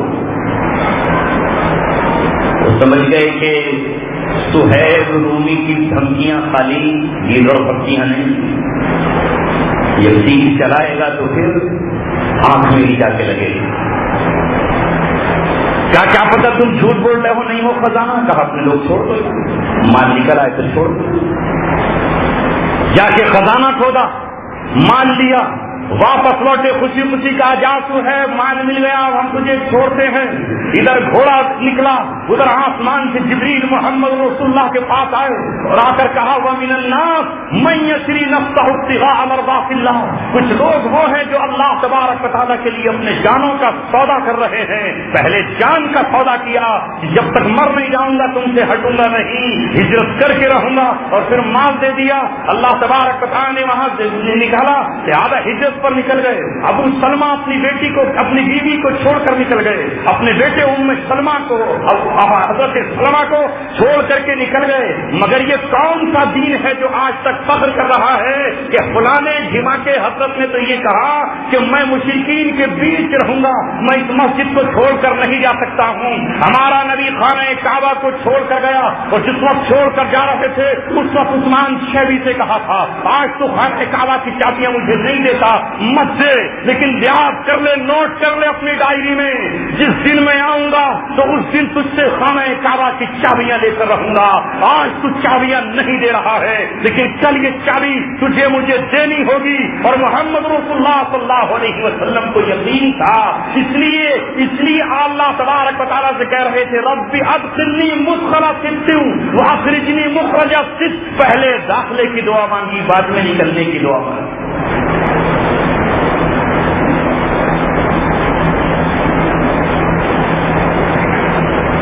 اب ہیں کہاں ہندوستانی مسلمان؟ کہتے صاحب ہم اس لیے ہجرت نہیں کر سکتے کہ مسجدیں کیا کریں. کیا کر رہی مسجد؟ کبھی لسٹ بنائی آپ نے دہلی میں کتنی مسجدیں ہیں جن میں نماز نہیں ہو رہی؟ اور کتنی مسجدیں تو ایسی ہیں جن میں کھلے عام دن میں زناکاریاں ہوتی ہیں. ابھی اندور سے کل ایک ساتھی آئے, انہوں نے کہا کہ ہماری ایک تاریخی مسجد جہاں پہلے جمعے کی نماز ہوتی تھی اور پھر مسجد بند ہو جاتی تھی, لیکن ایک کانگریسی لیڈر نے آ کر وہاں منگل کے دن پوجا بھی شروع کر. اب اس مسجد میں منگل کو پوجا بھی ہوتی ہے اور جمعے کو نماز بھی ہوتی ہے. کیا اس بات کی اسلام اجازت دیتا ہے؟ کہاں ہیں وہ لوگ جو یہ کہتے ہیں؟ جبھی تو علامہ اقبال نے رو کر تڑپ کر گرفت کر یہ کہہ دیا تھا کہ ملا کو جو ہے ہند میں سجدے کی اجازت, ناداں یہ سمجھتا ہے کہ اسلام ہے آزاد. کیا ہوا ان 50 سالوں میں؟ کیا آپ ان مسجدوں کو کھلوانے پر قادر ہیں؟ کیا آپ بابری مسجد میں نماز پڑھنے پر قادر ہیں؟ اللہ کے رسول صلی اللہ علیہ وسلم پہلے اپنے صحابہ کو ہجرت کرا کے لے گئے اور اس کے بعد اللہ تبارک و تعالی نے جب آپ کو حکم دیا کہ مکے کو آپ کو فتح کرنا ہے تو محمد رسول اللہ صلی اللہ علیہ وسلم مکے کو فتح کرنے کے لیے آئے اور زیادہ دن نہیں لگے. اگر وہیں رہتے کہ نہیں, اللہ کا حکم تو یہ ہے کہ ہجرت کرو اور میں کعبے کو چھوڑ کے کیسے چلا جاؤں؟ یہاں تو 1 لاکھ کا سوال ہے. کیا رسول پاک صلی اللہ علیہ وسلم یہ نہ کہہ سکتے تھے؟ کیا ابوبکر صدیق نہ کہہ سکتے تھے؟ کیا آپ کے صحابہ نہ کہہ سکتے تھے؟ بلکہ اس وقت اللہ تبارک و تعالیٰ نے یہ حکم بنا دیا کہ اسلام اور ایمان کی علامت ہی ہجرت کرنا ہے. کیا اللہ تبارک و تعالیٰ کو پتہ نہ تھا کہ خانہ کعبہ میرا گھر ہے؟ کہ ہجرت کا حکم اللہ نے کیوں دیا؟ اس لیے وہ لوگ, اللہ تبارک و تعالیٰ جانتا تھا کہ اگر آپ آج ہجرت کر کے نہیں جاؤ گے تو کل ابو جہل کے دباؤ میں تمہیں رسول اللہ کے مقابلے پر بھی نکلنا پڑے. اور ہوا ایسا, قرآن اس کی گواہی دیتا ہے. یہی قرآن جس کو آپ نے سنا, آج تو آدمی سمجھتا ہی نہیں, اسے اسلام کا پتہ ہی نہیں ہے, اسے معلوم ہی نہیں ہے کہ اللہ تبارک و تعالیٰ کے دین کے مقابلے پر نکلنے والوں کا انجام کیا ہے. جب بدر میں ابو جہل اپنے لشکر کو لے کر نکلا, اس نے تمام سے یہ کہہ دیا تھا کہ سب کو نکلنا پڑے گا, جو خود نہیں نکلے گا وہ اپنے بدلے میں کوئی آدمی بھیجے گا. ابو لہب بہت ڈرتا تھا اپنے بھتیجے کے سچا ہونے کو جانتا تھا, اس لیے خود نہیں گیا. ابو جہل کے بھائی پر عاص بن ہشام پر اس کا قرضہ تھا, اس سے کہا یا تو مجھے قرضہ دے اور نہیں تو میرے بدلے میں نکل. اس کو بھیج دیا کہ میں بچ جاؤں. صفوان امیہ بن خلف نہیں نکلنا چاہتا تھا, کیونکہ ایک دن حضرت سعد بن معاذ رضی اللہ تعالیٰ اس حال میں عمرہ کرنے کے لیے آئے کہ آپ صلی اللہ علیہ وسلم وہاں پر ہجرت کر کے جا چکے تھے. ان کو پناہ دے دی سعد بن معاذ کو امیہ بن خلف نے, اور وہ دوپہر میں امیہ بن خلف ان کو لے کر آیا کہ وہ خانہ کعبہ کا طواف کرے, عمرہ کرے. جب بھیڑ نہیں تھی تو ابو جہل نے آ کر کے یہ کہا, او امیہ, تو نے ہمارے دشمنوں کو پناہ دے دی ہے, اگر اور یہ ہماری نظروں کے سامنے کعبے کا طواف کر رہا ہے, اگر تو نے اس کو پناہ نہ دی ہوتی امیہ تو میں اس کو بتا دیتا کہ ہمارے دشمنوں کو پناہ دینے کا انجام کیا ہے. میں اسے بتا دیتا, اپنی تلوار سے اس کے ٹکڑے کر کے بتاتا کہ ہمارے دشمنوں کو پناہ دینے والا اور خانہ کعبہ کا آ کر کے طواف کر رہا ہے. حضرت سعد بن معاذ رضی اللہ تعالیٰ عنہ سے رہا نہیں گیا, اور سعد بن معاذ نے کوئی پرواہ نہیں کی مکے میں اس ابو جہل کے سردار کی. اس کی آنکھوں میں آنکھیں ڈال کر یہ کہا کہ مجھے چھو کر تو دکھا, مجھے ہاتھ لگا کر دکھا, اور اگر قتل کرنا چاہتا ہے تو قتل کر کے دکھا. میری قوم اور اس کی تلواریں تیرے قافلے کا انجام وہ کریں گی کہ تم بھوکے مر جاؤ گے اور تمہارا قافلہ مدینے سے گزرنے نہیں دیا جائے گا. تو مجھے تنہا سمجھ رہا ہے. تب امیہ نے کہا کہ ارے سعد, تم سمجھتے نہیں یہ کون ہے؟ یہ ہمارا سردار ہے, جس سے باتیں کر رہے ہو. تب حضرت سعد بن معاذ نے کہا, امیہ سن, تو بھی سن لے، میرے نبی محمد رسول اللہ صلی اللہ علیہ وسلم نے تیرے بارے میں کہہ دیا ہے کہ تو قتل ہوگا اور مارا جائے گا، مسلمانوں کے ہاتھ سے قتل ہوگا۔ ہم نے سیرت پڑھی نہیں ہے، معاف فرمائیے گا، صرف ولادت کے قصے کو سنا کر امت کو چھوڑ دیا گیا، میلاد کا واقعہ سنا کر امت کو بس یہی ختم کر دیا گیا۔ میرے نبی محمد رسول اللہ صلی اللہ علیہ وسلم کی سیرت کو نوجوانوں کو بتایا نہیں گیا۔ جب جنگ بدر کے لیے ابو جہل نے اس امیہ سے کہا کہ امیہ تجھ کو بھی چلنا ہوگا، تو امیہ ڈر رہا تھا کہ وہ جو میرا یثرب سے جو دوست آیا تھا سعد، وہ مجھے کہہ چکا ہے کہ میرے نبی نے کہہ دیا ہے تو مسلمانوں کے ہاتھوں مارا جائے گا، کہیں اس جنگ میں نہ مارا۔ اب جب ابو جہل نے یہ کہا کہ امیہ اگر تو ہی نہیں گیا تو پھر اور بھی نہیں جائیں گے، پھر فلاں اور فلاں بھی نہیں جائیں گے، پھر کیا ہوگا؟ تو ابو جہل نے کہا امیہ گھبرا مت، ایک بہت تیز گھوڑا میں تجھے دوں گا، اگر تجھے لگے تیری موت کو خطرہ ہے تو واپس ہے۔ جب اپنے گھر آ کر امیہ نے تلوار لی اور اپنے بیٹے کو ساتھ لے کر چلنا چاہا تو امیہ کی بیوی نے کہا، اے میرے شوہر، کیا تجھے اپنے یثرب کے دوست کی بات یاد نہیں ہے؟ وہ جو طواف کرنے کے لیے آیا تھا سعد، وہ کہہ کے گیا تھا کہ تو ایک دن میرے نبی نے کہا ہے کہ تو مسلمانوں کے ہاتھ مارا جائے گا، تو کیوں اپنی موت کے لیے جا رہا ہے؟ تو امیہ نے کہا کہ سارے سردار جا رہے ہیں، ابو جہل مجھے تانے دے رہا ہے، مجھ پر بزدلی کا الزام لگا رہا ہے، میں اس سے وعدہ کر لیا ہے ابو جہل نے کہ تیز رفتار گھوڑا مجھے دے گا، جہاں مجھے خطرہ ہوگا واپس لوٹ آؤں۔ اور امیہ گیا۔ میں نے تیمارداس سرائے میں یہ واقعہ سنایا تھا۔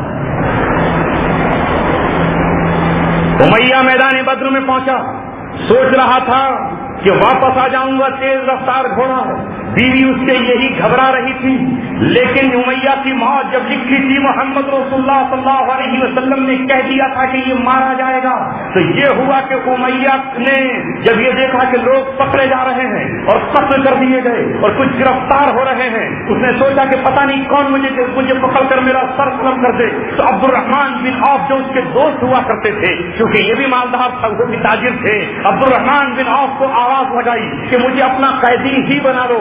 عبد الرحمن بن عوف کے ہاتھ میں کچھ ڈھال تھی، وہ ڈھال انہوں نے زمین پہ رکھ دی اور اس کو پناہ دینے لگے۔ اتنے میں حضرت بلال رضی اللہ تعالی عنہ کی نظر امیہ پر پڑ گئی، اور امیہ پر نظر پڑتے ہی حضرت بلال نے ایک نعرہ لگایا، ایھا الانصار، یہ ہے میرا وہ دشمن جو مجھ کو ستایا کرتا تھا، آج انتقام کی گھڑی آ گئی ہے، آج بدلہ لینے کا وقت آ گیا ہے، آج اسے اس سے حساب چکتا کرنے کا وقت آ گیا ہے۔ یہ کہتے ہی حضرت بلال نے دوڑ لگائی اور ان کی آواز پر انصار صحابہ امیہ کی طرف آگے بڑھے۔ عبد الرحمن بن عوف خود کہتے ہیں کہ میں نے امیہ کو بچانے کے لیے اس کا بیٹا آگے کر دیا، انصار نے دیکھتے ہی اس کے بیٹے کے ٹکڑے مچا دیے۔ اب امیہ گھبرا گیا، اور جب اس نے پناہ لی تو حضرت بلال نے نعرہ لگایا، ما نجوت ان نجا، اگر آج یہ بچ گیا تو بلال کے لیے کوئی نجات نہیں ہے، اگر آج یہ بچ جاتا ہے تو بلال کے لیے کوئی نجات نہیں ہے۔ حضرت بلال آگے بڑھے تو عبد الرحمن بن عوف نے کہا کہ میں نے امیہ سے کہا تو نیچے بیٹھ جا۔ حضرت عبد الرحمن بن عوف امیہ کے اوپر لیٹ گئے، مگر حضرت بلال نے پھر نعرہ لگایا، انصار کو آواز دی اور کہا، ما نجوت ان نجا، اگر آج امیہ بچ گیا تو میرا انتقام کون لے گا؟ یہ قیدی بن کے پھر دندنائے گا۔ انصار صحابہ نے عبد الرحمن بن عوف کی پرواہ نہیں کی، سائڈ سے تلواریں اس کے گھسیڑ دی اور عبد الرحمن بن عوف کی پنڈیاں زخمی ہو گئی، اور اس وقت تک نہیں ہٹے جب تک کہ اسے قتل نہیں کر دیا۔ بعد میں حضرت عبد الرحمن کہتے تھے، بلال تم پہ اللہ رحم کرے، میرے قیدی بھی گئے اور ڈھالے بھی گئی، ورنہ دونوں قیدی بن جاتے تو اچھا خاصا فدیہ مل جاتا۔ کیوں؟ ذرا یوں سنانے والوں سے یہ پوچھو کہ تو زیادہ بڑا عالم ہے یا حضرت بلال؟ حضرت بلال بھی تو معاف کر سکتے تھے، انتقام کیوں لیا؟ ارے تیرا مقام زیادہ ہے یا حضرت بلال کا مقام زیادہ؟ تو بڑا عالم ہے یا حضرت بلال زیادہ بڑے ہیں جن کا نام رکھنے پر اپنے بچوں کا فخر کر رہے ہیں، جو مسجد نبوی کا مؤذن ہے، جو خانہ کعبہ پہ کھڑے ہو کر چھت پہ اذان دیتا ہے، جن کی روایات بیان کرتے ہو کہ حضرت بلال کا مقام وہ ہے کہ محمد رسول اللہ نے ان کی جوتیوں کی چاپ اور ان کی آواز بھی جنت میں اپنے ہمراہ اپنے ساتھ جاتے ہوئے سنی ہے، وہ بلال اپنا انتقام لیتا ہے اور انتقام لے کر یہ کہتا ہے کہ اگر آج یہ بچ گیا تو پھر میری زندگی کیا ہے، میرے لیے پھر زندگی ہی کیا ہے۔ اور انصار صحابہ نے اس کا کام تمام کیا ہے، وہ مارا گیا ہے، امیہ مارا گیا، اس کا بیٹا بھی مارا گیا، وہاں اس کو قیدی نہیں بنایا گیا، اس کو فدیہ نہیں لیا گیا۔ لہذا اسلام وہ ہے جو صحابہ نے پیش کیا ہے، اسلام انتقام کی اجازت دیتا ہے۔ لہذا اگر آج مسلمانوں کی کوئی جماعت اور کوئی گروہ جو یہ کہتی ہے کہ ہم دنیا بھر میں مظلوم مسلمانوں کا انتقام لیں گے اور یہ کہتے ہیں واللہ لنأثرن، ہم انتقام لے کر رہیں گے، ہم انتقام اور بدلہ لیں گے، تو وہ اسلام کے عین مطابق ہیں، وہ اسلام کے دشمن کا۔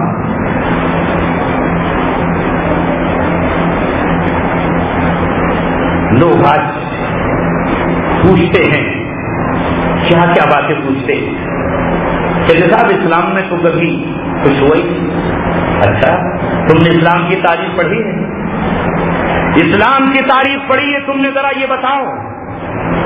نمونہ ہمارے لیے محمد رسول اللہ صلی اللہ علیہ وسلم ہے، آپ صلی اللہ علیہ وسلم کے ساتھ اسلام یوں ہی بلند ہو جائے گا؟ ایسے کیسے بلند ہو جائے گا؟ اللہ کے رسول صلی اللہ علیہ وسلم جب ہجرت کر کے گئے تو صحابہ نے ہجرت کی، ہجرت قیامت تک جاری رہے گی اور سنت رہے گی۔ آپ سوچو، کبھی کبھی رویا تو کرو۔ محمد رسول اللہ فرما رہے ہیں انا بریء من مسلم، میں اس مسلم سے بری ہوں الذی یسکن بین اظہر المشرکین، جو مسلمانوں کے شہروں یا اسلامی ریاست کو چھوڑ کر مشرکوں کے بیچ رہتا ہے، میں اس سے بری ہوں، میرا ان کا کوئی رشتہ نہیں۔ خیر بات ادھر چلی گئی، بات ہو رہی تھی ہجرت پر۔ جب ابو جہل نے سب کو مجبور کر دیا، امیہ تو مارا ہی گیا، بہت سے لوگوں کو مجبور کیا کہ چلو ہمارے ساتھ جنگ میں، نہیں تو دیکھ لوں گا۔ اب بیچارے کمزور مسلمان کیا کرتے؟ ابو جہل کے ساتھ نکل کھڑے ہوئے، دل میں ارادہ کیا کہ لڑیں گے تھوڑے، نہ لڑیں گے، نہ پتھر پھینکیں گے، نہ تیر پھینکیں گے، بس چلتا ہے اس کو دکھانے کے لیے، کیا کریں مجبوری۔ جب میدان بدر میں پہنچے تو انصار صحابہ تو نہیں جانتے تھے یہ کون، جب دشمنوں کے ساتھ تھے تو دشمنوں کے ساتھ ہوتے ہوئے صحابہ نے جب ادھر تیر چلائے اور جب ان کی زد میں آئے تو یہ مسلمان مارے گئے، یعنی ان کی بھی موت واقع ہوئی۔ اب بعض مسلمانوں نے یہ کہا کہ یہ تو مسلمان، یہ تو صاحب ایمان تھے۔ اس وقت اللہ تبارک و تعالیٰ نے قرآن کریم کی ایک آیت نازل فرمائی ہے، اسے لکھ لو، اسے نوٹ کر لو، اس کا ترجمہ پڑھ لو، مفسرین کو سن لو۔ ان الذین توفاہم الملائکۃ ظالمی انفسہم، کہ جب فرشتے ان لوگوں کو جنہوں نے اپنی جانوں پر ظلم کیا تھا مار رہے تھے، ان کو موت دے رہے تھے، ان کی وفات ہو رہی تھی، تو فرشتے ان سے پوچھ رہے تھے فیما کنتم، تم کس حال میں تھے؟ تم ان کے ساتھ کیسے؟ تم تو مسلمان تھے۔ جب موت کے وقت فرشتے ان کی روحیں قبض کر رہے تھے، جب وہ تلواروں سے زخمی ہو کر زمین پر گرے، فرشتے ان کی روحیں نکالنے کے لیے آئے۔ یہ بات اللہ تبارک و تعالیٰ نے بیان فرمائی، ورنہ کون دیکھ رہا تھا؟ تو فرشتوں نے ان سے پوچھا کہ تم کس حال میں تھے، تم ان کے ساتھ کیسے آئے؟ یہ کفر ہے اور تم مسلمان ہو، تم صاحب ایمان ہو، تم اس جنگ میں کیسے آئے؟ کُنَّا مُسْتَضْعَفِينَ فِي الْأَرْضِ، ہم زمین میں کمزور ہیں، اگر نہیں نکلتے تو مجھے بہت مار، بہت پیٹتے ہمیں ابو لہب کے سارے لڑکے۔ ہم قومی جھنڈا لے کر کے ان کے ساتھ آئے تھے۔ فرشتوں نے کہا کیا مجبوری تھی؟ الم تکن ارض اللہ واسعۃ فتہاجروا فیہا، کیا مکے ہی میں رہنا لازمی تھا؟ کیا مکے ہی میں زندگی گزارنا ضروری تھی؟ الم تکن ارض اللہ واسعۃ فتہاجروا فیہا، کیا تم ہجرت کر کے وہاں نہ چلے آتے؟ اللہ کی زمین بہت وسیع تھی، یہاں تک بات ختم نہیں ہوئی۔ قرآن کہتا ہے اولئک مأواہم جہنم، ان کا ٹھکانہ جہنم ہے، وساءت مصیرا، اور بہت برا ٹھکانہ۔ یہ کون تھے؟ یہ تو صحابہ کے نزدیک صحابی ہی تو ان کو کہا جائے گا، لیکن قرآن کہہ رہا ہے علماء کا ایک گروہ یہ کہتا ہے کہ یہ مرتد ہو چکے تھے اور حقیقت میں ان کا ٹھکانہ جہنم ہے۔ کیا کہیں گے وہ لوگ جو یہ کہتے ہیں کہ نہیں ہمیں ہر حال میں ہجرت کر کے نہیں جانا ہے، چاہے دارالاسلام قائم ہو جائے ہمیں تو اسی مقام پر رہنا ہے۔ ہجرت کس نے بتائی ہے؟ ہجرت کہاں سے آئی ہے؟ اگر ان کے ساتھ رہے اور ان کے ڈر میں ہم نے باطل کا ساتھ دینا شروع کر دیا تو ہمارا حال کیا ہوگا؟ کیا اللہ تبارک و تعالیٰ ان کو تو کہے مکہ میں رہنے والوں کو کہ فرشتے ان کو گردوں سے پیٹ رہے تھے اور ہمیں اللہ تبارک و تعالیٰ چھوڑ دے گا؟ کبھی ہمارے دل میں ہجرت کی آرزو بھی پیدا نہ ہو اور کبھی ہم میں یہ قدرت بھی پیدا نہ ہو۔ اللہ تبارک و تعالیٰ اپنے نبی کو تین مرحلے عطا کرتا ہے۔ پہلا مرحلہ ہے دعوت و تبلیغ کا، ایک وقت تک آپ دعوت و تبلیغ کرتے رہیں، اس کے بعد دوسرا مرحلہ آتا ہے اپنے قوم سے اظہار بیداری، اظہار برات کا، تم الگ ہو ہم الگ ہیں، تمہارا طریقہ الگ ہے ہمارا طریقہ الگ ہے۔ اللہ تبارک و تعالیٰ کہتا ہے کہ تمہارے لیے ابراہیم علیہ السلام کی زندگی میں نمونہ ہے، ان کے ساتھیوں کی زندگی میں نمونہ ہے، جب انہوں نے کہا انا براء منکم، ہم تم سے بالکل علیحدہ ہیں، تم سے بری ہیں، ومما تعبدون من دون اللہ، اور جن کی تم عبادت کرتے ہو ان سے بھی ہم بری ہیں، ان سے ہم بری ہیں۔ اور پھر آگے کہتے ہیں وبدا بیننا بینکم العداوہ، تمہارے اور ہمارے درمیان محبت کا رشتہ نہیں، تمہارے ہمارے درمیان نفرت و دشمنی کا رشتہ ہے، جب تک کہ تم ایمان نہیں لائے۔ اب ہمارے یہاں کیا کہا جا رہا ہے؟ ابھی میں نے ایک مولانا صاحب کی، بہت بڑے مولانا ہیں، اتنے بڑے کہ بس اللہ ہے، اگر آپ ان کو دیکھ لیں گے تو فوراً ٹوٹ پڑیں گے، اس مجمع کو چھوڑ کے بھاگ جائیں گے۔ کہہ رہے ہیں کہ صدقہ فطر کافروں کو دے دو۔ علماء نے لکھا ہے کہ صدقہ فطر کافروں کو دیا جا سکتا ہے۔ میں آپ سے کہتا ہوں کہ آپ کے صدقہ فطر کے مستحق آپ کے کافر بھائی بھی ہیں، مسلمان نظر نہیں آ رہے، کیا جلتے ہوئے بجھے ہوئے چولہے نظر نہیں آ رہے، مسلمان بچوں کے ٹوٹے ہوئے بٹن نظر نہیں آ رہے۔ حال یہ ہے مسلمانوں کا کہ پورے رمضان کا مہینہ گزر گیا، ایک کھجور تک ان کو میسر نہیں ہوئی، رمضان کا مہینہ گزر گیا، کتنے مسلمانوں کو برف کی ایک جیلی تک نہیں مل پائی، کتنے مسلمان بچے ایسے ہیں کہ جن کے گھروں میں بچوں کے لیے عید کے دن نئے کپڑے نہیں آئے، عید کے دن ان کے بچوں کے لیے نئی جوتیاں نہیں آئیں، لیکن وہ صدقہ فطر کے مستحق نہیں ہے، صدقہ فطر کا مستحق وہ ہے۔ تھوڑا سا اور آگے بڑھ کے زکات کو بھی کہہ دیتے، تھوڑا سا اور آگے بڑھ جاؤ، زکات بھی ان کو دلوا دو، کیا ضرورت ہے مسلمانوں کو زکات وغیرہ، وہ بھی ان کو چلی جائے۔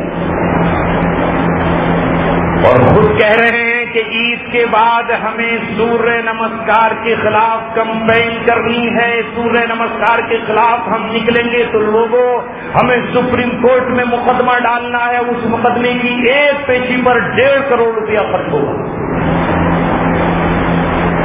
بھائی کوئی سپریم کورٹ کا وکیل ہو تو مجھے بتا دیں کہ کوئی سپریم کورٹ کا وکیل 1.5 کروڑ روپیہ لیتا ہو ایک پیشی،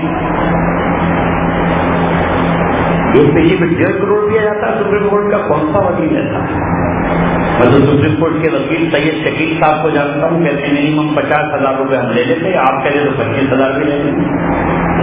اور اگر دین کا مسئلہ آئے گا تو نہ جانے کتنے وکیل ایسے ہیں ابھی اس قوم کے کہ 1 روپیہ نہیں لیں گے، 1 پیسہ نہیں لیں گے، جب وہ ہمارے تعلقات پر ایک دنیاوی مقدمے کی پہرے داری میں یہ کہتا ہے کہ آپ کچھ بھی دے دیں، ہم اپنے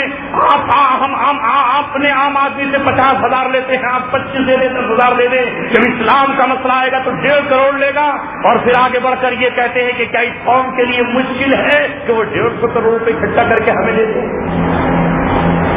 150 کروڑ روپیہ چاہیے اللہ۔ میں آج آپ سے پوچھتا ہوں اور مجھے کہنے کا حق ہے اور آپ بھی پوچھیے، سوریہ نمسکار پر تو اتنا ڈرامہ اور تماشا چل رہا ہے جو آج چل رہا ہے، ذرا یہ کیوں نہیں بتاتے کہ یہ جو جس کو آپ نے راشٹریہ گان کہا ہے، اس پر آپ نے آج تک کبھی کوئی آبجیکشن نہیں کیا، اس پر آپ نے کبھی کیوں نہیں کہا، اس راشٹریہ گان کا ترجمہ آپ نے آج تک کیوں نہیں بتایا؟ 8 سال تک اسکول میں پڑھتے ہوئے میں مجرم رہا، مجھے پتا نہیں تھا کہ راشٹریہ گان کا ترجمہ کیا ہے، جب ہمارے ماسٹروں نے ہمیں راشٹریہ گان پڑھایا تو ہم بھی یہ کہتے رہے بھارت بھاگیہ ودھاتا، یہ بھارت تقدیر کا بنانے والا ہے۔ کیا اس قومی راشٹریہ گان میں بھارت بھاگیہ وداتا ہے یا نہیں ہے؟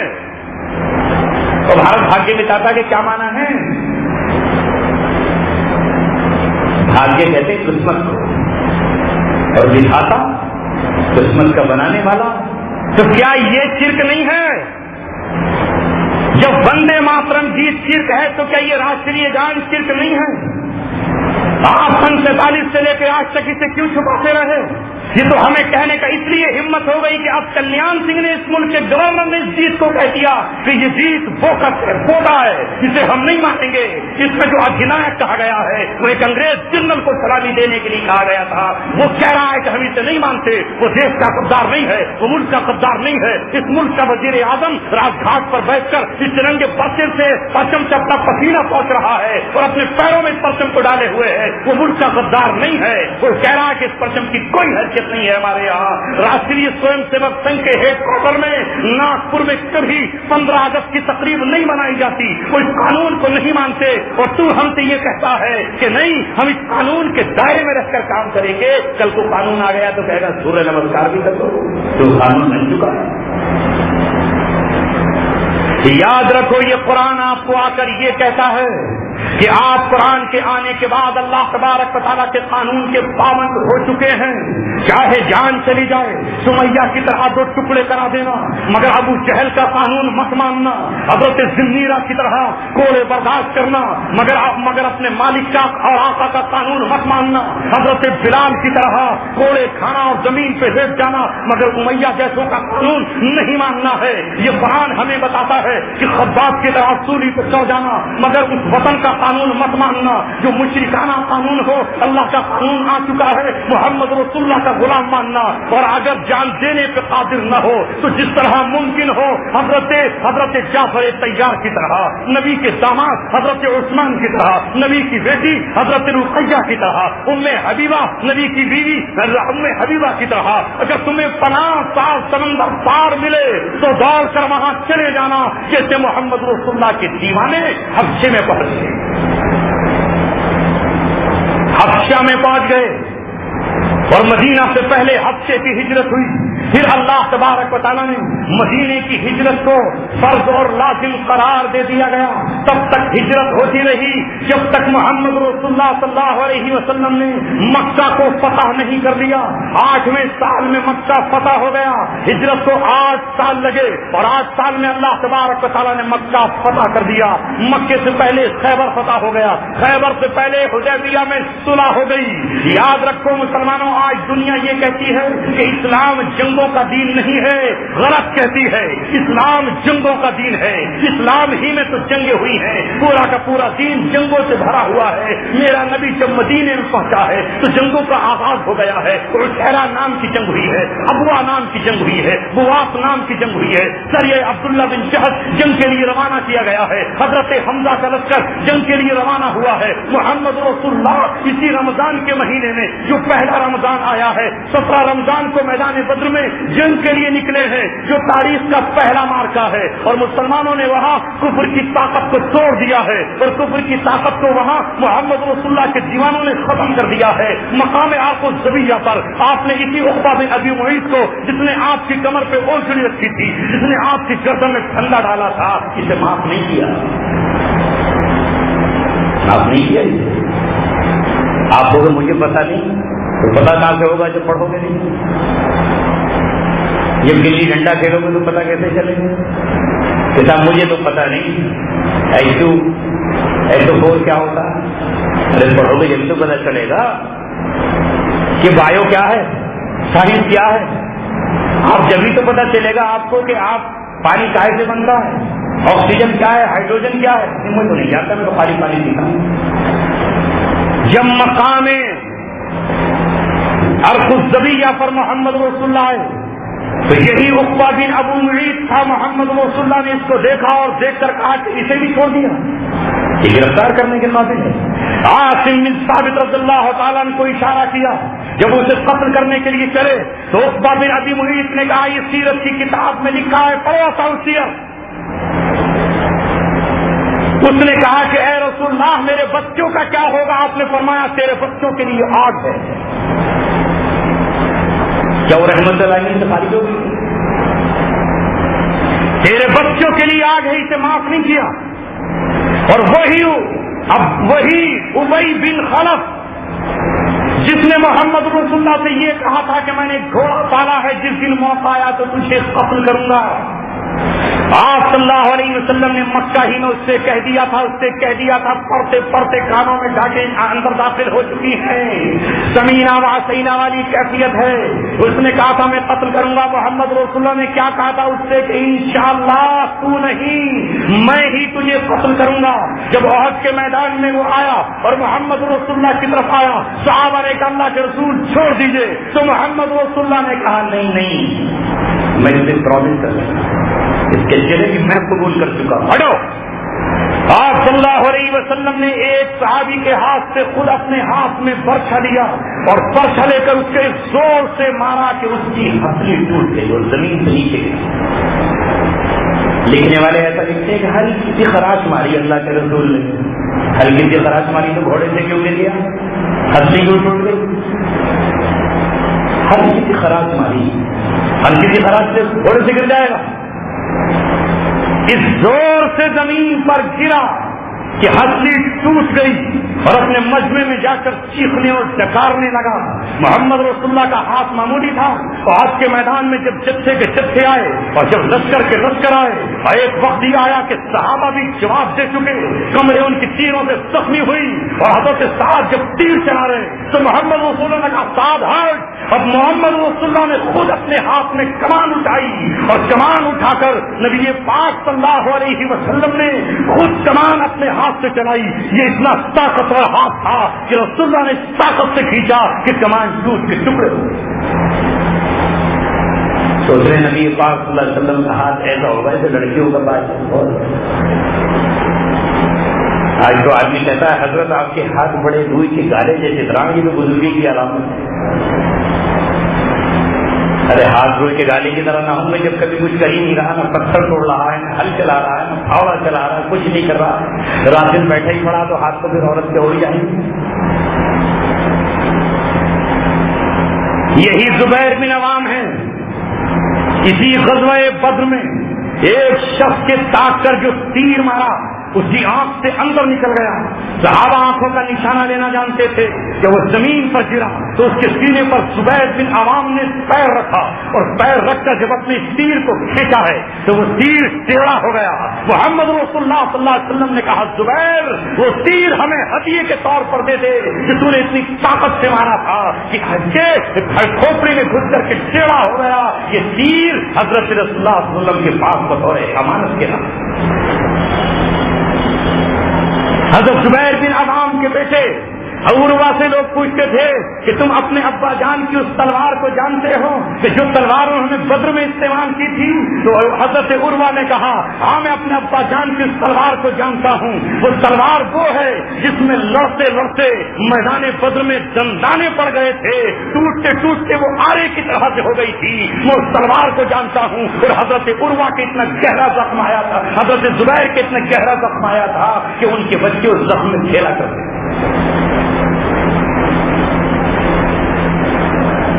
اللہ تبارک و تعالیٰ نے کفر کی طاقت کو یوں ہی نہیں توڑ دیا بلکہ اس جنگ کو اللہ تبارک و تعالیٰ نے مقدس جہاد کا نام دیا. آج لوگ کنفیوژن کا شکار ہیں اور وہ یہ سمجھتے ہیں کہ اسلام میں ایسا نہیں ہوا اور نبی پاک صلی اللہ علیہ وسلم کی زندگی کے چند پہلو بتا کر اس پر پردہ ڈالنا چاہتے ہیں. میں آپ سے پوچھتا ہوں کہ آپ فتوح الشام کیوں نہیں پڑھتے؟ آپ حضرت خالد بن ولید کی تاریخ کیوں نہیں پڑھتے؟ آپ حضرت مثنہ اور صافہ کی تاریخ کیوں نہیں پڑھتے؟ جنگ قادسیہ میں کتنے عیسائی مارے گئے؟ ادھر سے 30,000 مسلمان ہیں اور ادھر 1,30,000 عیسائیوں کا قتل ہوا. 1,30,000 ایک جنگ اور اتنے ہی جگہ یرموک میں. ہم سمجھتے ہیں کہ بیت المقدس یوں ہی فتح ہو گیا تھا. حضرت عمر نے پھونک ماری وہ فتح ہو گئی. حضرت عبیدہ بن جراح نے ابو عبیدہ بن جراح نے عمرو بن عاص نے، خالد بن ولید نے 3 طرف سے ملک شام کو گھیر لیا تھا. یرموک میں 1,30,000 عیسائیوں کی لاشوں کے ٹکڑے مچا کر عیسائیوں کو پیغام دے دیا تھا، انما قومن، میرے ساتھ وہ قوم رہتی ہے، یحب الموت، جو موت کو ایسے محبت کرتی ہے جس طرح تم اجمی لوگ شراب سے محبت کرتے ہو. جب ان عیسائیوں نے سمجھ لیا کہ اب محمد کے غلام اگر فلسطین میں داخل ہو گئے تو ہم زندہ نہیں بچ پائیں گے، جب حوصلے ٹوٹ گئے تو یہ کہا کہ بیت المقدس ہم آپ کو خود ہی دے دیں.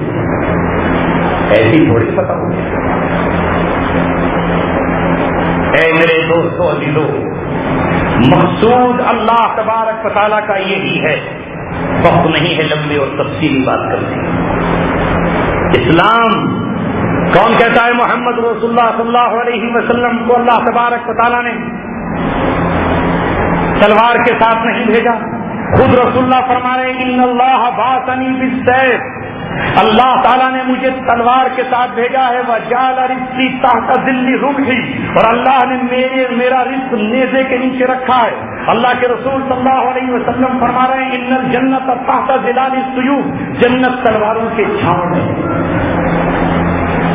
اب آپ کو یہ تو بتایا گیا کہ ماؤں کے قدموں میں ہے، اس سے کب انکار ہے کہ ماؤں کے قدموں میں نہ ہے؟ اگر یہ حدیث ہے تو یہ بھی تو حدیث ہے.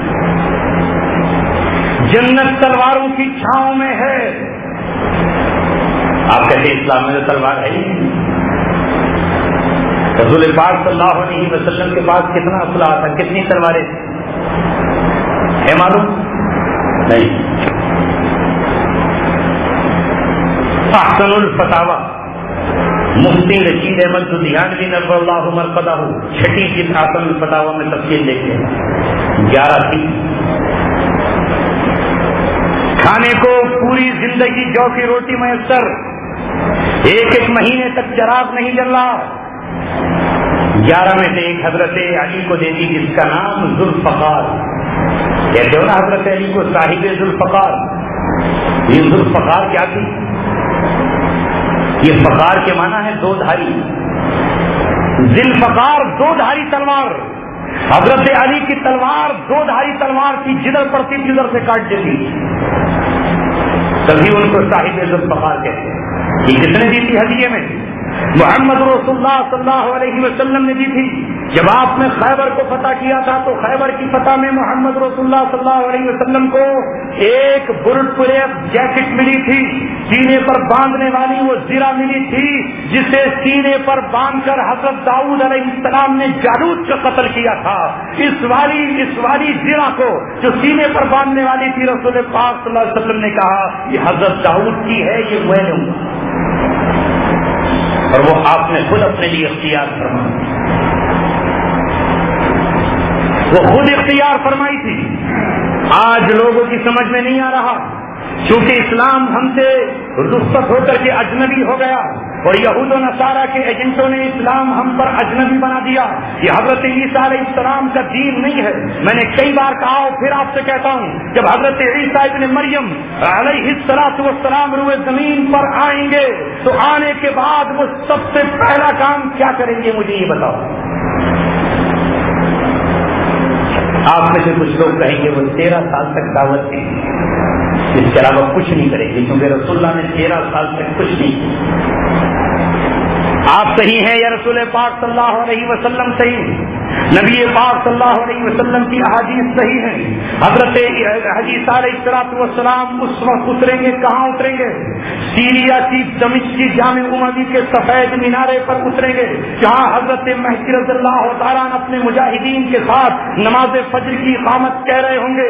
حضرت عیسیٰ علیہ السلام ہجرت کا دور پورا کر چکے ہیں، برات کا دور پورا کر چکے ہیں. انجیل پہ عمل نہیں کریں گے، معاف کرنے والی آیات تو نہیں پڑھیں گے، بلکہ اللہ تبارک و تعالیٰ کے قرآن کو سامنے رکھ کر کہیں گے یہ حضرت مہدی سے کہ دروازہ کھول دو، میں 1 پوائنٹ پروگرام کے لیے آیا ہوں، دجال کا قتل کرنے آیا. کیا کریں گے؟ اسی وقت تلوار سوچ لیں گے کہ نہیں؟ کہیں گے نہیں مجھے بھی آرام کرنے دو ذرا، وائٹ ہاؤس میں تھوڑی دیر سو لوں جا کے اور پھر آگے کچھ دیکھوں گا. اسی وقت مقابلہ ہوگا. رسول اللہ فرما رہے ہیں کہ انہیں دیکھتے ہی دجال بھاگنے لگے گا، نمک کی طرح کھلنے لگے گا، وہ اس کو نہیں چھوڑیں گے، حالانکہ وہ اگر نہیں بھی ماریں گے، حدیث میں آتا عیسیٰ قتل نہ کرے تو خود بخود مر جائے گا، جیسے نمک پانی میں گھل جاتا ہے، دھوپ میں چربی گھل جاتی ہے، مگر حضرت عیسیٰ اس گھلنے والے کو اسے یہ جو بالکل پگھل رہا ہے اسے چھوڑیں گے نہیں کہ چلو میں کہاں اپنا ہاتھ خراب کروں اسی مردہ نہیں۔ وَيَقْتُلُهُ عِنْدَ بَابِ لُد گیٹ پر جو اسرائیل کا فوجی ہیڈ کوارٹر ہے، جہاں لد دروازہ بنایا جا چکا ہے، جس کے ماتھے پر لکھا جا چکا ہے ہاذا بابو ملک السلام، یہ سلامتی کے بادشاہ کا دروازہ ہے، اسی گیٹ پر حضرت عیسیٰ نیزے سے اسے قتل کریں گے، اور حدیث میں آتا ہے کہ حضرت عیسیٰ اسے قتل کر کے لوگوں کو بھی دکھائیں گے۔ کیسے دکھائیں گے؟ کیسے دکھائیں گے؟ یہی سوشل ویب سائٹ پر اپنی مؤسسۃ الفرقان پہ اپنا ویڈیو ڈال دیں تو دیکھ لو پوری دنیا۔ اب دیکھنے والے کہیں گے عیسیٰ تو وہ نہیں ہو سکتے، وہ تو یہ کہتے تھے کہ دائیں گال پہ بھی مارو چانٹ تو بایاں پیش کروں گا، بائیں پہ مارو تو پیشانی۔ یہ عیسیٰ نہیں ہے، یہ تو کوئی دجال ہو سکتا ہے جس نے مسیح کو مار دیا، جس نے ہری بھری دنیا کرنے والے کو مار دیا۔ لوگ یہی تو کہیں کہ بھلا بتاؤ، مارا بھی، قتل بھی کیا، ویڈیو بھی اپلوڈ کر دی، دنیا کو دکھا بھی رہے ہیں قتل کر کے۔ رسول اللہ تو کبھی ایسا نہیں کیا، ابوبکر صدیق نے تو کبھی ایسا نہیں کیا، عمر بن خطاب نے تو کبھی ایسا نہیں کیا، دور صحابہ میں تو ایسا نہیں ہوا۔ نہیں یہ عیسیٰ ابن مریم نہیں ہو سکتے، یہ تو کوئی اور ٹولہ ہے۔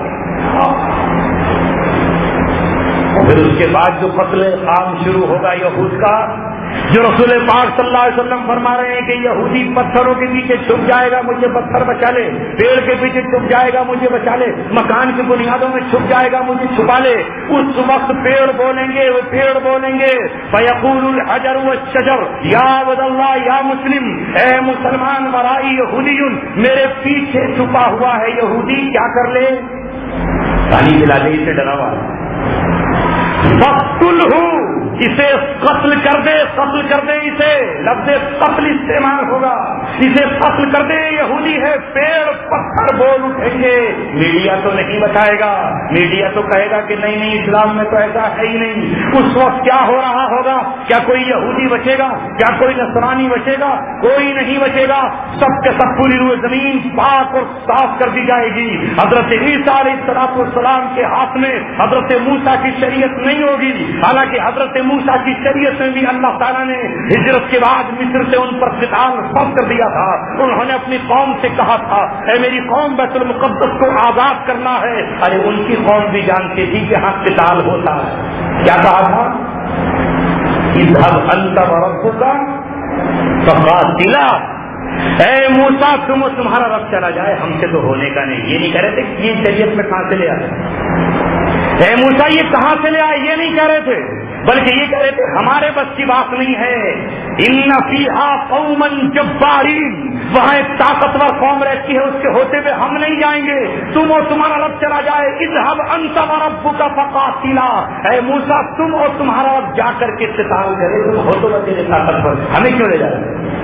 وہ بھی جانتے تھے، ان کے حواری بھی جانتے تھے، مگر آج امت مسلمہ اس کو نکالنے پر لگی ہوئی ہے کہ یہ ختم ہو جائے گا، یہ ختم نہیں ہوگا۔ رسول پاک صلی اللہ علیہ وسلم کہہ چکے ہیں کہ اللہ تبارک و تعالیٰ نے اس کو جاری کیا ہے، لا یبطلہ جور جائر ولا عدل عادل، ساری دنیا کے پیر پنجال اکٹھے ہو جائیں یہ جاری رہے گا، مسلمہ قذاف کی اولادیں مسلمہ پنجاب کی شکل میں کھڑی ہو جائیں، مگر یہ جاری رہے گا۔ لا یبطلہ جور جائر، اسے کوئی باطل نہیں کر سکتا، اسے کوئی منسوخ نہیں کر سکتا۔ لاکھوں ہزاروں کتابیں لکھی گئیں مگر امت مسلمہ نے ان پر کوئی کان نہیں دھرا اور امت کے دیوانے کھڑے ہو گئے۔ آج تو ہر شخص کو دعویٰ ہے کہ میں اللہ تبارک و تعالیٰ کے راستے میں ہوں۔ یہ بات حدیث سنا کے میں آپ کو دعوت دے رہا ہوں کہ کون ہے اللہ کے راستے میں، یہ کون طے کرے گا؟ کون طے کرے گا؟ ویسی برادران، ویسی برادران طے کریں گے کہ اب اسلام کیا ہے، پوری قوم اس کے پیچھے کھڑی ہے۔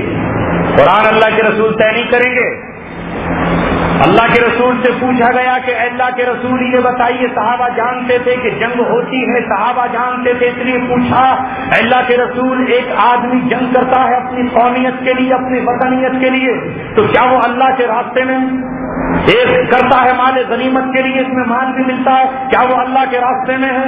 ایک آدمی کرتا ہے بہادری کے لیے کہ صاحب مجھے لوگ کرنل اور جنرل کہے، اللہ کے رسول نے کہا میں ضابطہ بتائے دیتا ہوں، میں قانون اور آئین بتائے دیتا ہوں، من قاتل لتکون کلمۃ اللہ ہی العلیٰ فہو فی سبیل اللہ، یہ بخاری کی حدیث ہے۔ جو کیا کرے، من قاتل، رسول اللہ فرما رہے ہیں من قاتل، جو اللہ کے کلمے کو بلند کرنے کے لیے قتال کرے، فہو فی سبیل اللہ، وہ اللہ کے راستے میں ہے۔ جو قتال کرے اللہ کے راستے میں، یعنی اللہ کے کلمے کو بلند کرنے کے لیے، وہ ہوگا اللہ تبارک و تعالیٰ کے راستے میں، باقی وہ اللہ تبارک و تعالیٰ کے راستے میں نہیں ہے۔ اللہ کا راستہ بھی اللہ کے رسول صلی اللہ علیہ وسلم نے طے کر دیا، مگر میں آپ سے پوچھنا چاہتا ہوں کہ یہ جو شہادت کا مرحلہ آیا تو مکے میں بھی کچھ لوگوں کی اپنی موت ہوئی، حضرت خدیجہ رضی اللہ تعالیٰ عنہا کی اپنی وفات ہوئی، محمد رسول اللہ کے بیٹے نبی پاک صلی اللہ علیہ وسلم کے بیٹوں کی وفات ہوئی۔ مجھے یہ بتاؤ کہ یہ جو وفات مکہ معظمہ میں ہوئی، یہاں جہاد نہیں آیا تھا، یہاں کافروں سے جنگ نہیں ہوئی تھی، تو آپ کے ان بیٹوں کو شہید کیوں نہیں کہا جاتا؟ اگر ہر شخص شہید ہے تو ان کو بھی شہید کہا جاتا۔ حضرت حمزہ کو شہید کیوں کہا گیا؟ حضرت حسین کو شہید کیوں کہا جا رہا ہے؟ ان کی میدان جنگ میں شہادت ہوئی ہے، ان کی میدان جنگ میں شہادت ہوئی۔ حضرت عمر صدیق کو شہید کیوں نہیں کہا گیا؟ ان کی کیا وہ حضرت عمر سے افضل درجے والے نہیں ہیں؟ وہ تو صدیقیت کے مقام پر ہیں، مگر دشمن کے خنجر سے ان کا قتل نہیں ہوا، کافر کی تلوار سے ان کی گردن اور ان کا خون نہیں بہا، اس لیے امت ابو بکر کو شہید نہیں کہتی، حضرت عمر کو شہید کہا جاتا ہے۔ حضرت عثمان کا گلا کٹا تو ان کو شہید کہا جاتا ہے۔ حضرت علی کی شہادت تلوار سے ہوئی تو ان کو شہید کہا جاتا ہے، ان کو شہید کہا جاتا ہے۔ پتہ چلا کہ اللہ تبارک و تعالیٰ کا راستہ وہی ہے جس میں دشمنوں سے قتال ہوتا ہے، جنگ ہوتی ہے، اور اس میں تلوار کے ذریعے سے جو لوگ قتل ہوتے ہیں مسلمان، وہ شہید کہلاتے ہیں۔ ورنہ تو کیا مکہ میں رہنے والے صحابہ ایمان ان کا کمزور تھا، انہیں شہادت کیوں نہیں کہا گیا؟ مکہ میں جو 13 سال محنت ہوئی وہ بہت جاں گداز محنت ہے، بہت مشکل ترین محنت ہے۔ اس محنت کو کون کہتا ہے کہ محنت نہیں ہے؟ مگر اس 13 سالہ محنت کو دعوت و تبلیغ کہا جاتا ہے، اس 13 سالہ محنت کو دعوت و تبلیغ کہا جاتا ہے، اسے جہاد نہیں کہا جاتا۔ جہاد اسے ہی کہا جاتا ہے جو مدینہ منورہ میں پہنچ کر محمد رسول اللہ صلی اللہ علیہ وسلم نے دشمنوں سے قتال کیا ہے، ورنہ تو مکے کی 13 سالہ زندگی کو بھی جہاد کہہ دیا جاتا۔ کیا وہاں فاصلے نہ تھے؟ کیا وہاں بائیکاٹ نہیں تھا؟ کیا وہاں کمزوروں کی پٹائی نہ تھی؟ جہاد وہی ہے جو اللہ تبارک و تعالیٰ نے فرض کیا ہے، کتب علیکم القتال۔ جب یہ آیت نازل ہوئی کہ تم پر قتال فرض کر دیا گیا ہے، اللہ تبارک و تعالیٰ کو پتا تھا جب پچھلی امتوں نے شریعت کو بدل ڈالا، جب پچھلی امتوں نے شریعت میں کتر بات کی ہے، تو اس نبی کی امت بھی اخیر میں جا کر کے شریعت کو بدلنا چاہے گی۔ اس لیے اللہ تبارک و تعالیٰ اگر چاہتا تو کتب علیکم الجہاد بھی کہہ سکتا تھا۔ اللہ تبارک و تعالیٰ اسے کتب علیکم القتال کیوں کہتا؟ اللہ تبارک و تعالیٰ نے کتب علیکم القتال کہہ کر یہ کہہ دیا کہ قیامت تک اہل اسلام تم پر قتال ہی فرض کیا گیا۔ اللہ تبارک و تعالیٰ یہ کیوں کہتا فاقتلوا المشرکین حیث وجدتموہم؟ بات بڑھتی چلی جائے گی اور آپ تھکتے چلے جائیں گے۔ جب آیت سیف نازل ہو گئی، کہہ کے بات ختم کرو، جب آیت سیف نازل ہو گئی تو 9 ہجری، سیف کہتے ہیں تلوار، قرآن میں ایک آیت کا نام ہی تلوار والی آیت ہے، اور قرآن کی ایک سورت کا نام بھی سورہ قتال ہے، سورہ محمد۔ مفسرین نے لکھا ہے کہ سورت کا دوسرا نام سورہ قتال ہے، جس میں قتال کا ذکر ہے۔ اللہ تبارک و تعالیٰ نے کہا ہے کہ یہ تم سے لڑنے آئیں گے، بھاگ جائیں گے، تو آیت سیف تلوار والی آیت نازل ہوئی جزیرۃ العرب کے لیے، جزیرۃ العرب کے لیے۔ حضرت علی رضی اللہ تعالیٰ نے مینا کے میدان میں تمام عرب قبائل کے سامنے اعلان کر دیا ہے سورہ برات کی آیت کا، آیت سیف پڑھ کر سنا دی ہے۔ 4 اعلان کیے حضرت علی رضی اللہ تعالیٰ نے۔ پہلا اعلان یہ کیا کہ آج کے بعد کوئی کافر خانہ کعبہ میں حج کرنے نہیں لگے پابندی۔ کیوں لگی پابندی؟ جب اللہ کی نظر میں سب کے سب برابر ہیں، رسول اللہ کی نظر میں سب برابر ہیں، تو یہ پابندی کیوں لگی؟ دوسری پابندی حضرت علی نے لگائی، آج کے بعد کوئی ننگا ہو کر طواف نہیں کرے۔ اور تیسرا کہا کہ کوئی کافر جنت میں داخل نہیں ہو، چاہے تم کتنا ہی اندرا گاندھی کی چارپائی کے پاس بیٹھ کر قرآن پڑھو کہ جنت میں چلی جاؤ۔ ارے وہ مر گئی تھی تو قرآن پڑھاتا نہیں، پڑھا لوگوں نے، جنت میں پہنچا دیں گے، کوئی بات نہیں، شہید ہو گئی۔ ببر خالصہ نے شہید کر دیا ہی نا، اور شہید تو جنت میں جاتا ہی ہے، قرآن پڑھا کے ان کو بخش دیتے۔ پڑھ رہے تھے نہیں کچھ لوگ ان کی جانکاری، جو لوگ 1984 میں جوان تھے انہیں پتا فوراً جنت میں پہنچا دیں گے، کوئی بات نہیں، ہمارے اختیار میں ہے، چابی ہمیں ملی۔ شہید، ہاں ہاں ہاں، جو شہید ہو رہے ہیں انہیں شہید مت کہو، ہیمنت کر کرے شہید کیا کہنے۔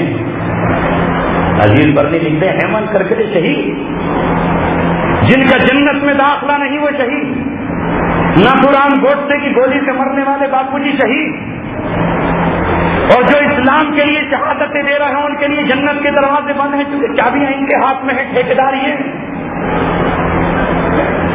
تمل کے ہاتھوں مارے جائیں راجیو گاندھی شہید، بیان سنگھ مارے جائیں شہید، اخبارات شہید لکھ رہے ہیں کہ نہیں لکھ رہے ہیں؟ مجھے بتاؤ مسلمانوں کے یہ شہید ہو جائیں گے؟ اگر یہ شہید ہو جائیں تو پھر ابو جہل جنت میں نہیں جائے گا، وہ بھی تو شہید ہے، وہ بھی تلوار سے مارا گیا۔ ارے پھر تو یہ امیہ بھی شہید ہوگا، پھر تو وہ 70 جتنے مارے گئے تھے صحابہ کے ہاتھوں وہ بھی شہید ہو جانے چاہیے، وہ بھی تو اپنے ملک کو قوم سے مارے گئے۔ سب کے سب شہادت میں جائیں، جو بھی مارا جائے کسی حال میں وہ شہاد ہو جائے۔ رسول پاک صلی اللہ علیہ وسلم کہیں کہ یہ جہنم میں ہے، جہنم میں دیکھ آپ صلی اللہ علیہ وسلم ان کے لیے بشارت دیں، لیکن ہم کہہ رہے ہیں انہیں جنت میں پہنچا دیں گے۔ اللہ کے رسول صلی اللہ علیہ وسلم کی ہدایت پر حضرت علی نے یہ اعلان کیا، اور چوتھا اعلان حضرت علی نے یہ کیا کہ اب تک جن سے معاہدے تھے معاہدے ختم، صرف وہ معاہدے باقی رکھے جائیں گے جو مقررہ مدت کے لیے ہیں، اور وہ بھی جب کہ انہوں نے معاہدوں کی پاسداری کی ہے، ورنہ معاہدے ان کے منہ پر مار دیے جائیں گے۔ اور کہا 4 مہینے جزیرہ عرب کے لوگوں غور کر لو، آج سے لے کر کے 4 مہینے گن لو، ذی الحج کی 10 تاریخ سے لے کر کے 4 مہینے گن لو، 4 مہینے تمہیں اجازت ہے، غور و فکر کر لو، اسلام قبول کر لو۔ اگر 4 مہینے تک اسلام قبول نہیں کیا تو پھر جہاں پاؤ گے وہاں تمہیں قبول کرنے کا اللہ نے حکم دے دیا۔ اسلام نہیں قبول کرتے چھوڑ دو جزیرہ عرب، پوری دنیا اللہ کی وسیع، پہنچ جاؤ جہاں چاہتے۔ لیکن اگر اس دھرتی پر رہو گے تو اب اسلام قبول کرنا ہوگا۔ اللہ کے رسول سے پوچھو نا اس سے، جنہوں نے شریعت بنانے کا نیا ٹھیکہ لے رکھا ہے کہ اللہ کے رسول نے 4 مہینے کا الٹیمیٹم کیوں دیا؟ کہتے تھے بھائی تم بھی رہتے رہو میں بھی رہتا رہوں، تم اپنے دین پر ہم اپنے دین پر رہو، لکم دینکم ولی دین والی آیت کیا رسول اللہ کے سامنے نہ تھی؟ کیا فصبروا وارضوا عن المشرکین والی آیت نہ تھی؟ اعلان کر دیا اللہ تبارک و تعالی نے، سنا دو انہیں۔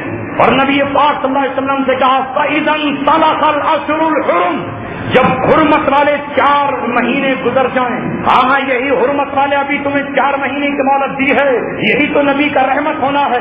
اگر نبی رحمت والے نہ ہوتے تو آج ہی سے تمہارا قتل عام شروع کر دیا جاتا، آج ہی سے تم پر قتال شروع کر دیا جاتا، آج سے تمہاری گردن ناپ لی جاتی۔ 4 مہینے انتظار کر لو، 4 مہینے سوچ لو اسلام قبول کرنا ہے یا جزیرہ عرب میں رہنا ہے۔ جزیرہ عرب میں رہو گے تو صرف اسلام کے ساتھ رہو گے، اما الاسلام و اما السیف، یا تو اسلام کے لیے تیار ہو جاؤ یا تلوار کے لیے تیار ہو جاؤ. فَإِذَا انْسَلَخَ الْأَشْهُرُ الْحُرُمُ جب حرمت والے 4 مہینے گزر جائیں فَاقْتُلُوا الْمُشْرِكِينَ حَيْثُ وَجَدتُّمُوهُمْ تو پھر ان کو جہاں پاؤ وہاں قتل کر دو. اگر یہ مسجد قباء میں ملے تو قتل کر ڈالو, مسجد نبوی میں ملے تو قتل انہیں کر دو, اگر یہ کسی اور مسجد میں ملے وہاں ان کو قتل کر دو. وَخُذُوهُمْ ان کو پکڑ لو, وَاحْصُرُوهُمْ اور ان کو گھیر لو چاروں طرف سے. وَاقْعُدُوا لَهُمْ كُلَّ مَرْصَدٍ پہاڑوں کی گھاٹیوں میں بیٹھ جاؤ, چن چن کر انہیں ہلاک کر دو. یہ اللہ تبارک و تعالیٰ کی آیت کا حکم ہے. اب جو اس آیت کو نہیں پڑھے گا وہ کیا سمجھ جائے گا؟ اب ہماری آپ کی زبان تو ہے ہندی اردو, ہمیں قرآن کیا پتہ چلے گا؟ لیکن جن کی زبان میں اللہ تبارک و تعالیٰ نے قرآن اتارا ہے, عرب کے وہ شہزادے, صحابہ کی وہ اولادیں, خالد بن ولید کے وہ بیٹے, عمر ابن خطاب کے اولادیں جن کی زبان عربی ہے, جب وہ پڑھتے پڑھتے قرآن کی آیت پر پہنچیں گے تو کیا ان کا دل نہ تڑپے گا؟ کیا ان کی آرزوئیں نہ مچلیں گی کہ جزیرۃ العرب پر آج عیسائیوں کا قبضہ ہے, یہاں بت پرستوں کا ہے, یہاں مشرکین کا ہے, لہذا کیا وہ اس آیت پہ عمل نہ کریں گے؟ جو اس آیت سے وہ ہم سے کیوں پوچھیں گے؟ اس لیے کہ ان کے سامنے اللہ تبارک و تعالیٰ کی کتاب ہے, ان کے سامنے اللہ کا قرآن ہے. جو حضرت عمر نے کیا وہ کر گزریں گے, وہ ہم سے پوچھ نہیں آئیں گے کہ آدمیوں ہمیں آ کر بتاؤ کہ قرآن میں کیا لکھا ہے, ہندیوں ہمیں آ کر بتاؤ قرآن میں کیا لکھا ہے, چائنیوں ہمیں آ کر بتاؤ قرآن میں کیا لکھا ہے, رومیوں کتوں ہمیں آ کر بتاؤ قرآن میں کیا لکھا ہے. قرآن ان کی زبان میں ہے, قرآن کو جانتے ہیں, قرآن کی آیت پر عمل کرنا جانتے ہیں. لہذا اعلان ہوگا محمد رسول اللہ کے دیوانے کھڑے ہوں گے اور جزیرۃ العرب پھر سے پاک ہوگا. وہ جانتے ہیں جزیرۃ العرب کی سرحدیں کہاں ہیں, وہ جانتے ہیں کہ دجلہ جزیرۃ العرب میں ہے, وہ جانتے ہیں کہ شام جزیرۃ العرب میں ہے. کیا وہ نہیں ہے کہ تمہاری اس مسجد میں لا کر اگر کوئی خود رکھ دے تو اسے برداشت کرو گے؟ سنبل والوں برداشت کر لو گے؟ وہاں دبئی کی سرزمین پر وہاں مندر بن رہے ہیں, وہاں چرچ بن رہے ہیں, وہاں سلیبیں بن رہی ہیں, وہاں زناکاریاں ہو رہی ہیں, وہاں شرابیں پی جا رہی ہیں, وہ عورتوں کے جسم ننگے ناچ رہے ہیں. کیا وہ اسے برداشت کریں گے؟ وہ تم سے پوچھیں گے ذرا ملا جی فتویٰ دیو کیا ہے. قرآن ان کے سامنے رکھا ہوا ہے. ہم اس قابل ہوتے تو اللہ تبارک و تعالیٰ اپنا نبی ہمارے بیچ بھیجتا. اللہ تبارک و تعالیٰ نے 1450 برس پہلے اپنے نبی کو سرزمین پر بھیجا. جبریل کی گواہی سنو, سیرت کی کتاب میں لکھی ہے. جبریل کہتے ہیں کہ میں نے پوری دنیا کے نسب ناموں کو تلاش کر لیا, میں نے پوری دنیا کے قبائل کو چھان لیا, میں نے ساری دنیا کے خاندانوں کو دیکھ لیا, مگر بنو ہاشم سے اعلیٰ اور بنو ہاشم سے افضل کوئی خاندان نظر نہیں آیا. اس لیے اللہ تبارک و تعالیٰ نے اپنا آخری پیغمبر بنو ہاشم کو دیا. بنو ہاشم کون ہے؟ یہ بنو ہاشم وہ ہیں جن کی آگے باپ دادا میں حضرت ابراہیم علیہ السلام ہے, جن کے یہاں حضرت اسماعیل علیہ السلام ہے. ہاں وہ اسماعیل جو 8 سال اور 9 سال کی عمر میں چوری کے نیچے لیٹ گیا تھا اور اس نے یہ نہیں کہا تھا کہ ابا جان مجھے کیوں قتل کر رہے ہو. بچے کو قتل کرنا, بیٹے کو قتل کرنا یہ کس نبی کی سنت ہے؟ یہ تمہارا کون سا خدا ہے جو معصوم بچے کو قتل کرنے کے لیے کہتا ہے؟ یہ تمہارا کون سا دین ہے جو میرے گلے پہ چوری چرانے کے لیے آئے ہو؟ اسماعیل نے کہا ابا جان آپ اللہ تبارک و تعالیٰ کے نبی ہیں, اگر اللہ کو میری قربانی چاہیے تو میں قربان ہونے کے لیے تیار ہوں. ابا جان میری قربانی کر دیجئے, میں لیٹ چکا ہوں, چوری چلا دیجئے, نہیں چل رہی تو اسے پتھر پہ تیز کر لیجئے, تیز ہو کر بھی نہیں چل رہی تو سینے کا بوجھ میری گردن پہ اتار دیجئے, میں اللہ کی راہ میں ذبح ہونا چاہتا ہوں. باپ اپنے بیٹے کو قربان کر رہا ہے اور بیٹا قربان ہونے کے لیے مچل اور تڑپ رہا ہے. آسمان سے اللہ تبارک و تعالیٰ کہتا ہے ابراہیم قد صدقت الرؤیا, تو نے عقل کے سارے دروازے توڑ دیے, تو نے کل بھی عقل کے پیمانے توڑ دیے تھے اور یہ کہا تھا کہ اس آگ میں کودنے کی اجازت دیتا ہے. جبریل ہٹ جا راستے سے, میری مدد کے لیے مت آ, میکائیل مدد کو مت آ, میں اپنی مولا کی محبت میں نمرود کے بتوں کو توڑ کر آیا ہوں, نمرود کے قید خانے میں گرفتار ہو کر آیا ہوں. میں نے بتوں کو اللہ کے لیے توڑا ہے. اگر اللہ میرے ان ہاتھوں سے اور بت توڑوانا چاہتا ہے تو وہ مجھے زندہ رکھے گا, اور اگر یہی مقصود تھا اللہ تبارک و تعالیٰ کو تو وہ مجھے آگ میں جلا کر کے شہادت کرتا ہے. کیا کہا اللہ نے قرآن میں؟ ملت ابیکم ابراہیم, تمہاری ملت ابراہیم علیہ السلام کی ملت ہے. آپ کہتے ہو نہیں ہماری ملت ابراہیم کی نہیں, کورو اور پانڈووں. ہم ایسے کیسے چل جائیں گے؟ ہمارے لیے تو موہن داس کرم چند آئیڈیل اور رہنما ہیں، تو ان کے پیچھے چلیں گے؟ وہ جو کہہ گئے ہیں اہنسا کا پارٹ پڑھا گئے ہیں کہ نہیں کچھ نہیں کرنا، کبھی کچھ نہیں کرنا ہے، ویسے ہی بس کبھی منہ پہ پٹی باندھ لینا، کبھی آنکھ پہ کالی پٹی باندھ لینا اور کبھی منہ کو سی لینا، اس کے بعد خود بخود انقلاب آ جائے گا۔ ایسے آ گیا نا انقلاب، آپ کو ہے انقلاب، ان کے پیچھے چل کر اب گائے کو روتے ہو۔ علامہ اقبال اسی وقت ہماری آنکھوں سے پٹی کھول کر کہہ رہے تھے غریب و سادہ و رنگی ہے داستان حرم، کہ ابتدا ہے جس کی اسماعیل تو انتہا ہے حسین۔ حضرت حسین نے اپنے باپ اسماعیل کا طریقہ اختیار کرتے ہوئے اس وقت تمام جہاں والوں سے یہ کہہ دیا تھا کہ تم میرے ساتھ آتے ہو تو آؤ، نہیں آتے ہو تو نہیں آؤ، لیکن فاطمہ کا لفظ جگر، حضرت علی کا نور نظر، محمد رسول اللہ کا چشم و چراغ خلافت کے تاج پر داغ لگنے نہیں دے گا، خلافت کی گاڑی کو پٹری سے اترنے نہیں دے گا۔ جب تقریر معاویہ تھے ہم خاموش تھے کہ نبی کا صحابی خلافت پہ جلوہ گر ہے، لیکن جب یہ آیا ہے تو اب کوئی آئے نہ آئے، اسماعیل بھی چھری کے نیچے لیٹ گئے تھے، میں چھریوں کے نیچے لیٹ جاؤں گا، میں اسلام کی راہ میں اپنے بیٹے علی اصغر کا خون نچوڑ دوں گا، میں اپنے بیٹے علی اصغر کا خون نچوڑ دوں گا، میں اپنے خیمے میں اپنی بہنوں کے سامنے اپنی بیٹیوں کے سامنے شہادت کا جام پیوں گا، اور جس وقت شہادت کا جام پی کر جاؤں گا تو اپنی ماں حضرت فاطمہ کے آنچل میں جا کر یہ کہوں گا کہ تیرے بیٹے نے تیرے باپ کے دین کے بچانے کے لیے لوگوں کا خون نچوڑ کر دے دیا ہے، تاکہ میری سنت قیامت تک زندہ رہے۔ جب اسلام کے ماننے والے کمزور ہو، دنیا مصلحت کا سبق پڑھا رہی ہو، دنیا نرمی کا درس پڑھا رہی ہو، دنیا یہ کہہ رہی ہو کہ غاروں کے اندر نکل جاؤ، تو امت یہ کہے کہ ہمارے لیے فاطمہ کے نور نظر محمد رسول اللہ کے لفظ جگر کی سیرت زندہ ہے، یا تو خلافت کو بحال کریں گے اور یہ جامع شہادت پی کر کے حضرت حمزہ سے جامع کوثر مان لی۔ اب بتاؤ حضرت حسین غلط تھے؟ کہہ دو نا غلط تھے، کہہ رہے ہیں لوگ، لکھ رہے ہیں نہیں یزید بہت محترم تھے، سبحان اللہ، اور حضرت حسین غلط تھے۔ بس میرے دوستو عزیزو، قیامت تک کے لیے اللہ تبارک و تعالیٰ نے اپنے دین کی حفاظت کا وعدہ کیا اپنے دین کی حفاظت کا سورہ اسفص پڑھو، اللہ تبارک و تعالیٰ نے اعلان کر دیا ہے، اللہ تبارک و تعالیٰ اپنے دین کو غالب کر کے رہے گا، وَلَوْ كَرِهَ الْكَافِرُونَ، چاہے ساری دنیا کے کافروں کو کتنا ہی ناگوار کیوں نہ گزرے، اللہ تبارک و تعالیٰ اپنے نور کو پورا کر کے رہے گا، اللہ تبارک و تعالیٰ اپنے دین کو غالب کر کے رہے گا، وَلَوْ كَرِهَ الْمُشْرِكُونَ، اور دین غالب بھی اسی طرح سے ہوگا جس طرح کل غالب ہوا تھا۔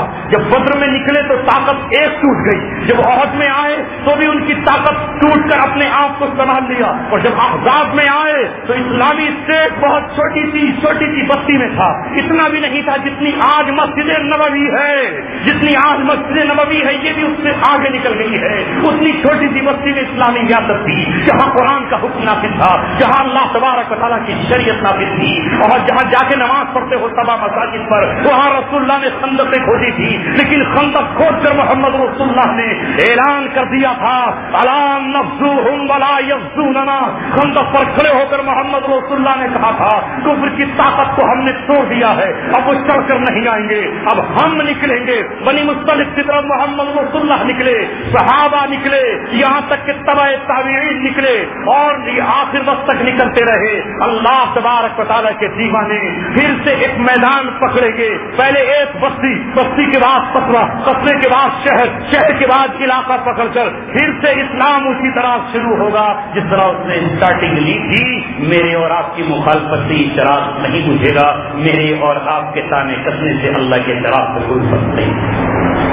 اللہ مجھے اور آپ اپنے نبی کی پوری سیرت سمجھا دے اور سمجھ کر اللہ عمل کی توفیق عطا فرمائے۔ اللہ تبارک و تعالیٰ مجھے اور آپ کو عمل کی توفیق عطا فرمائے۔ وآخر دعوانا الحمد للہ رب العالمین۔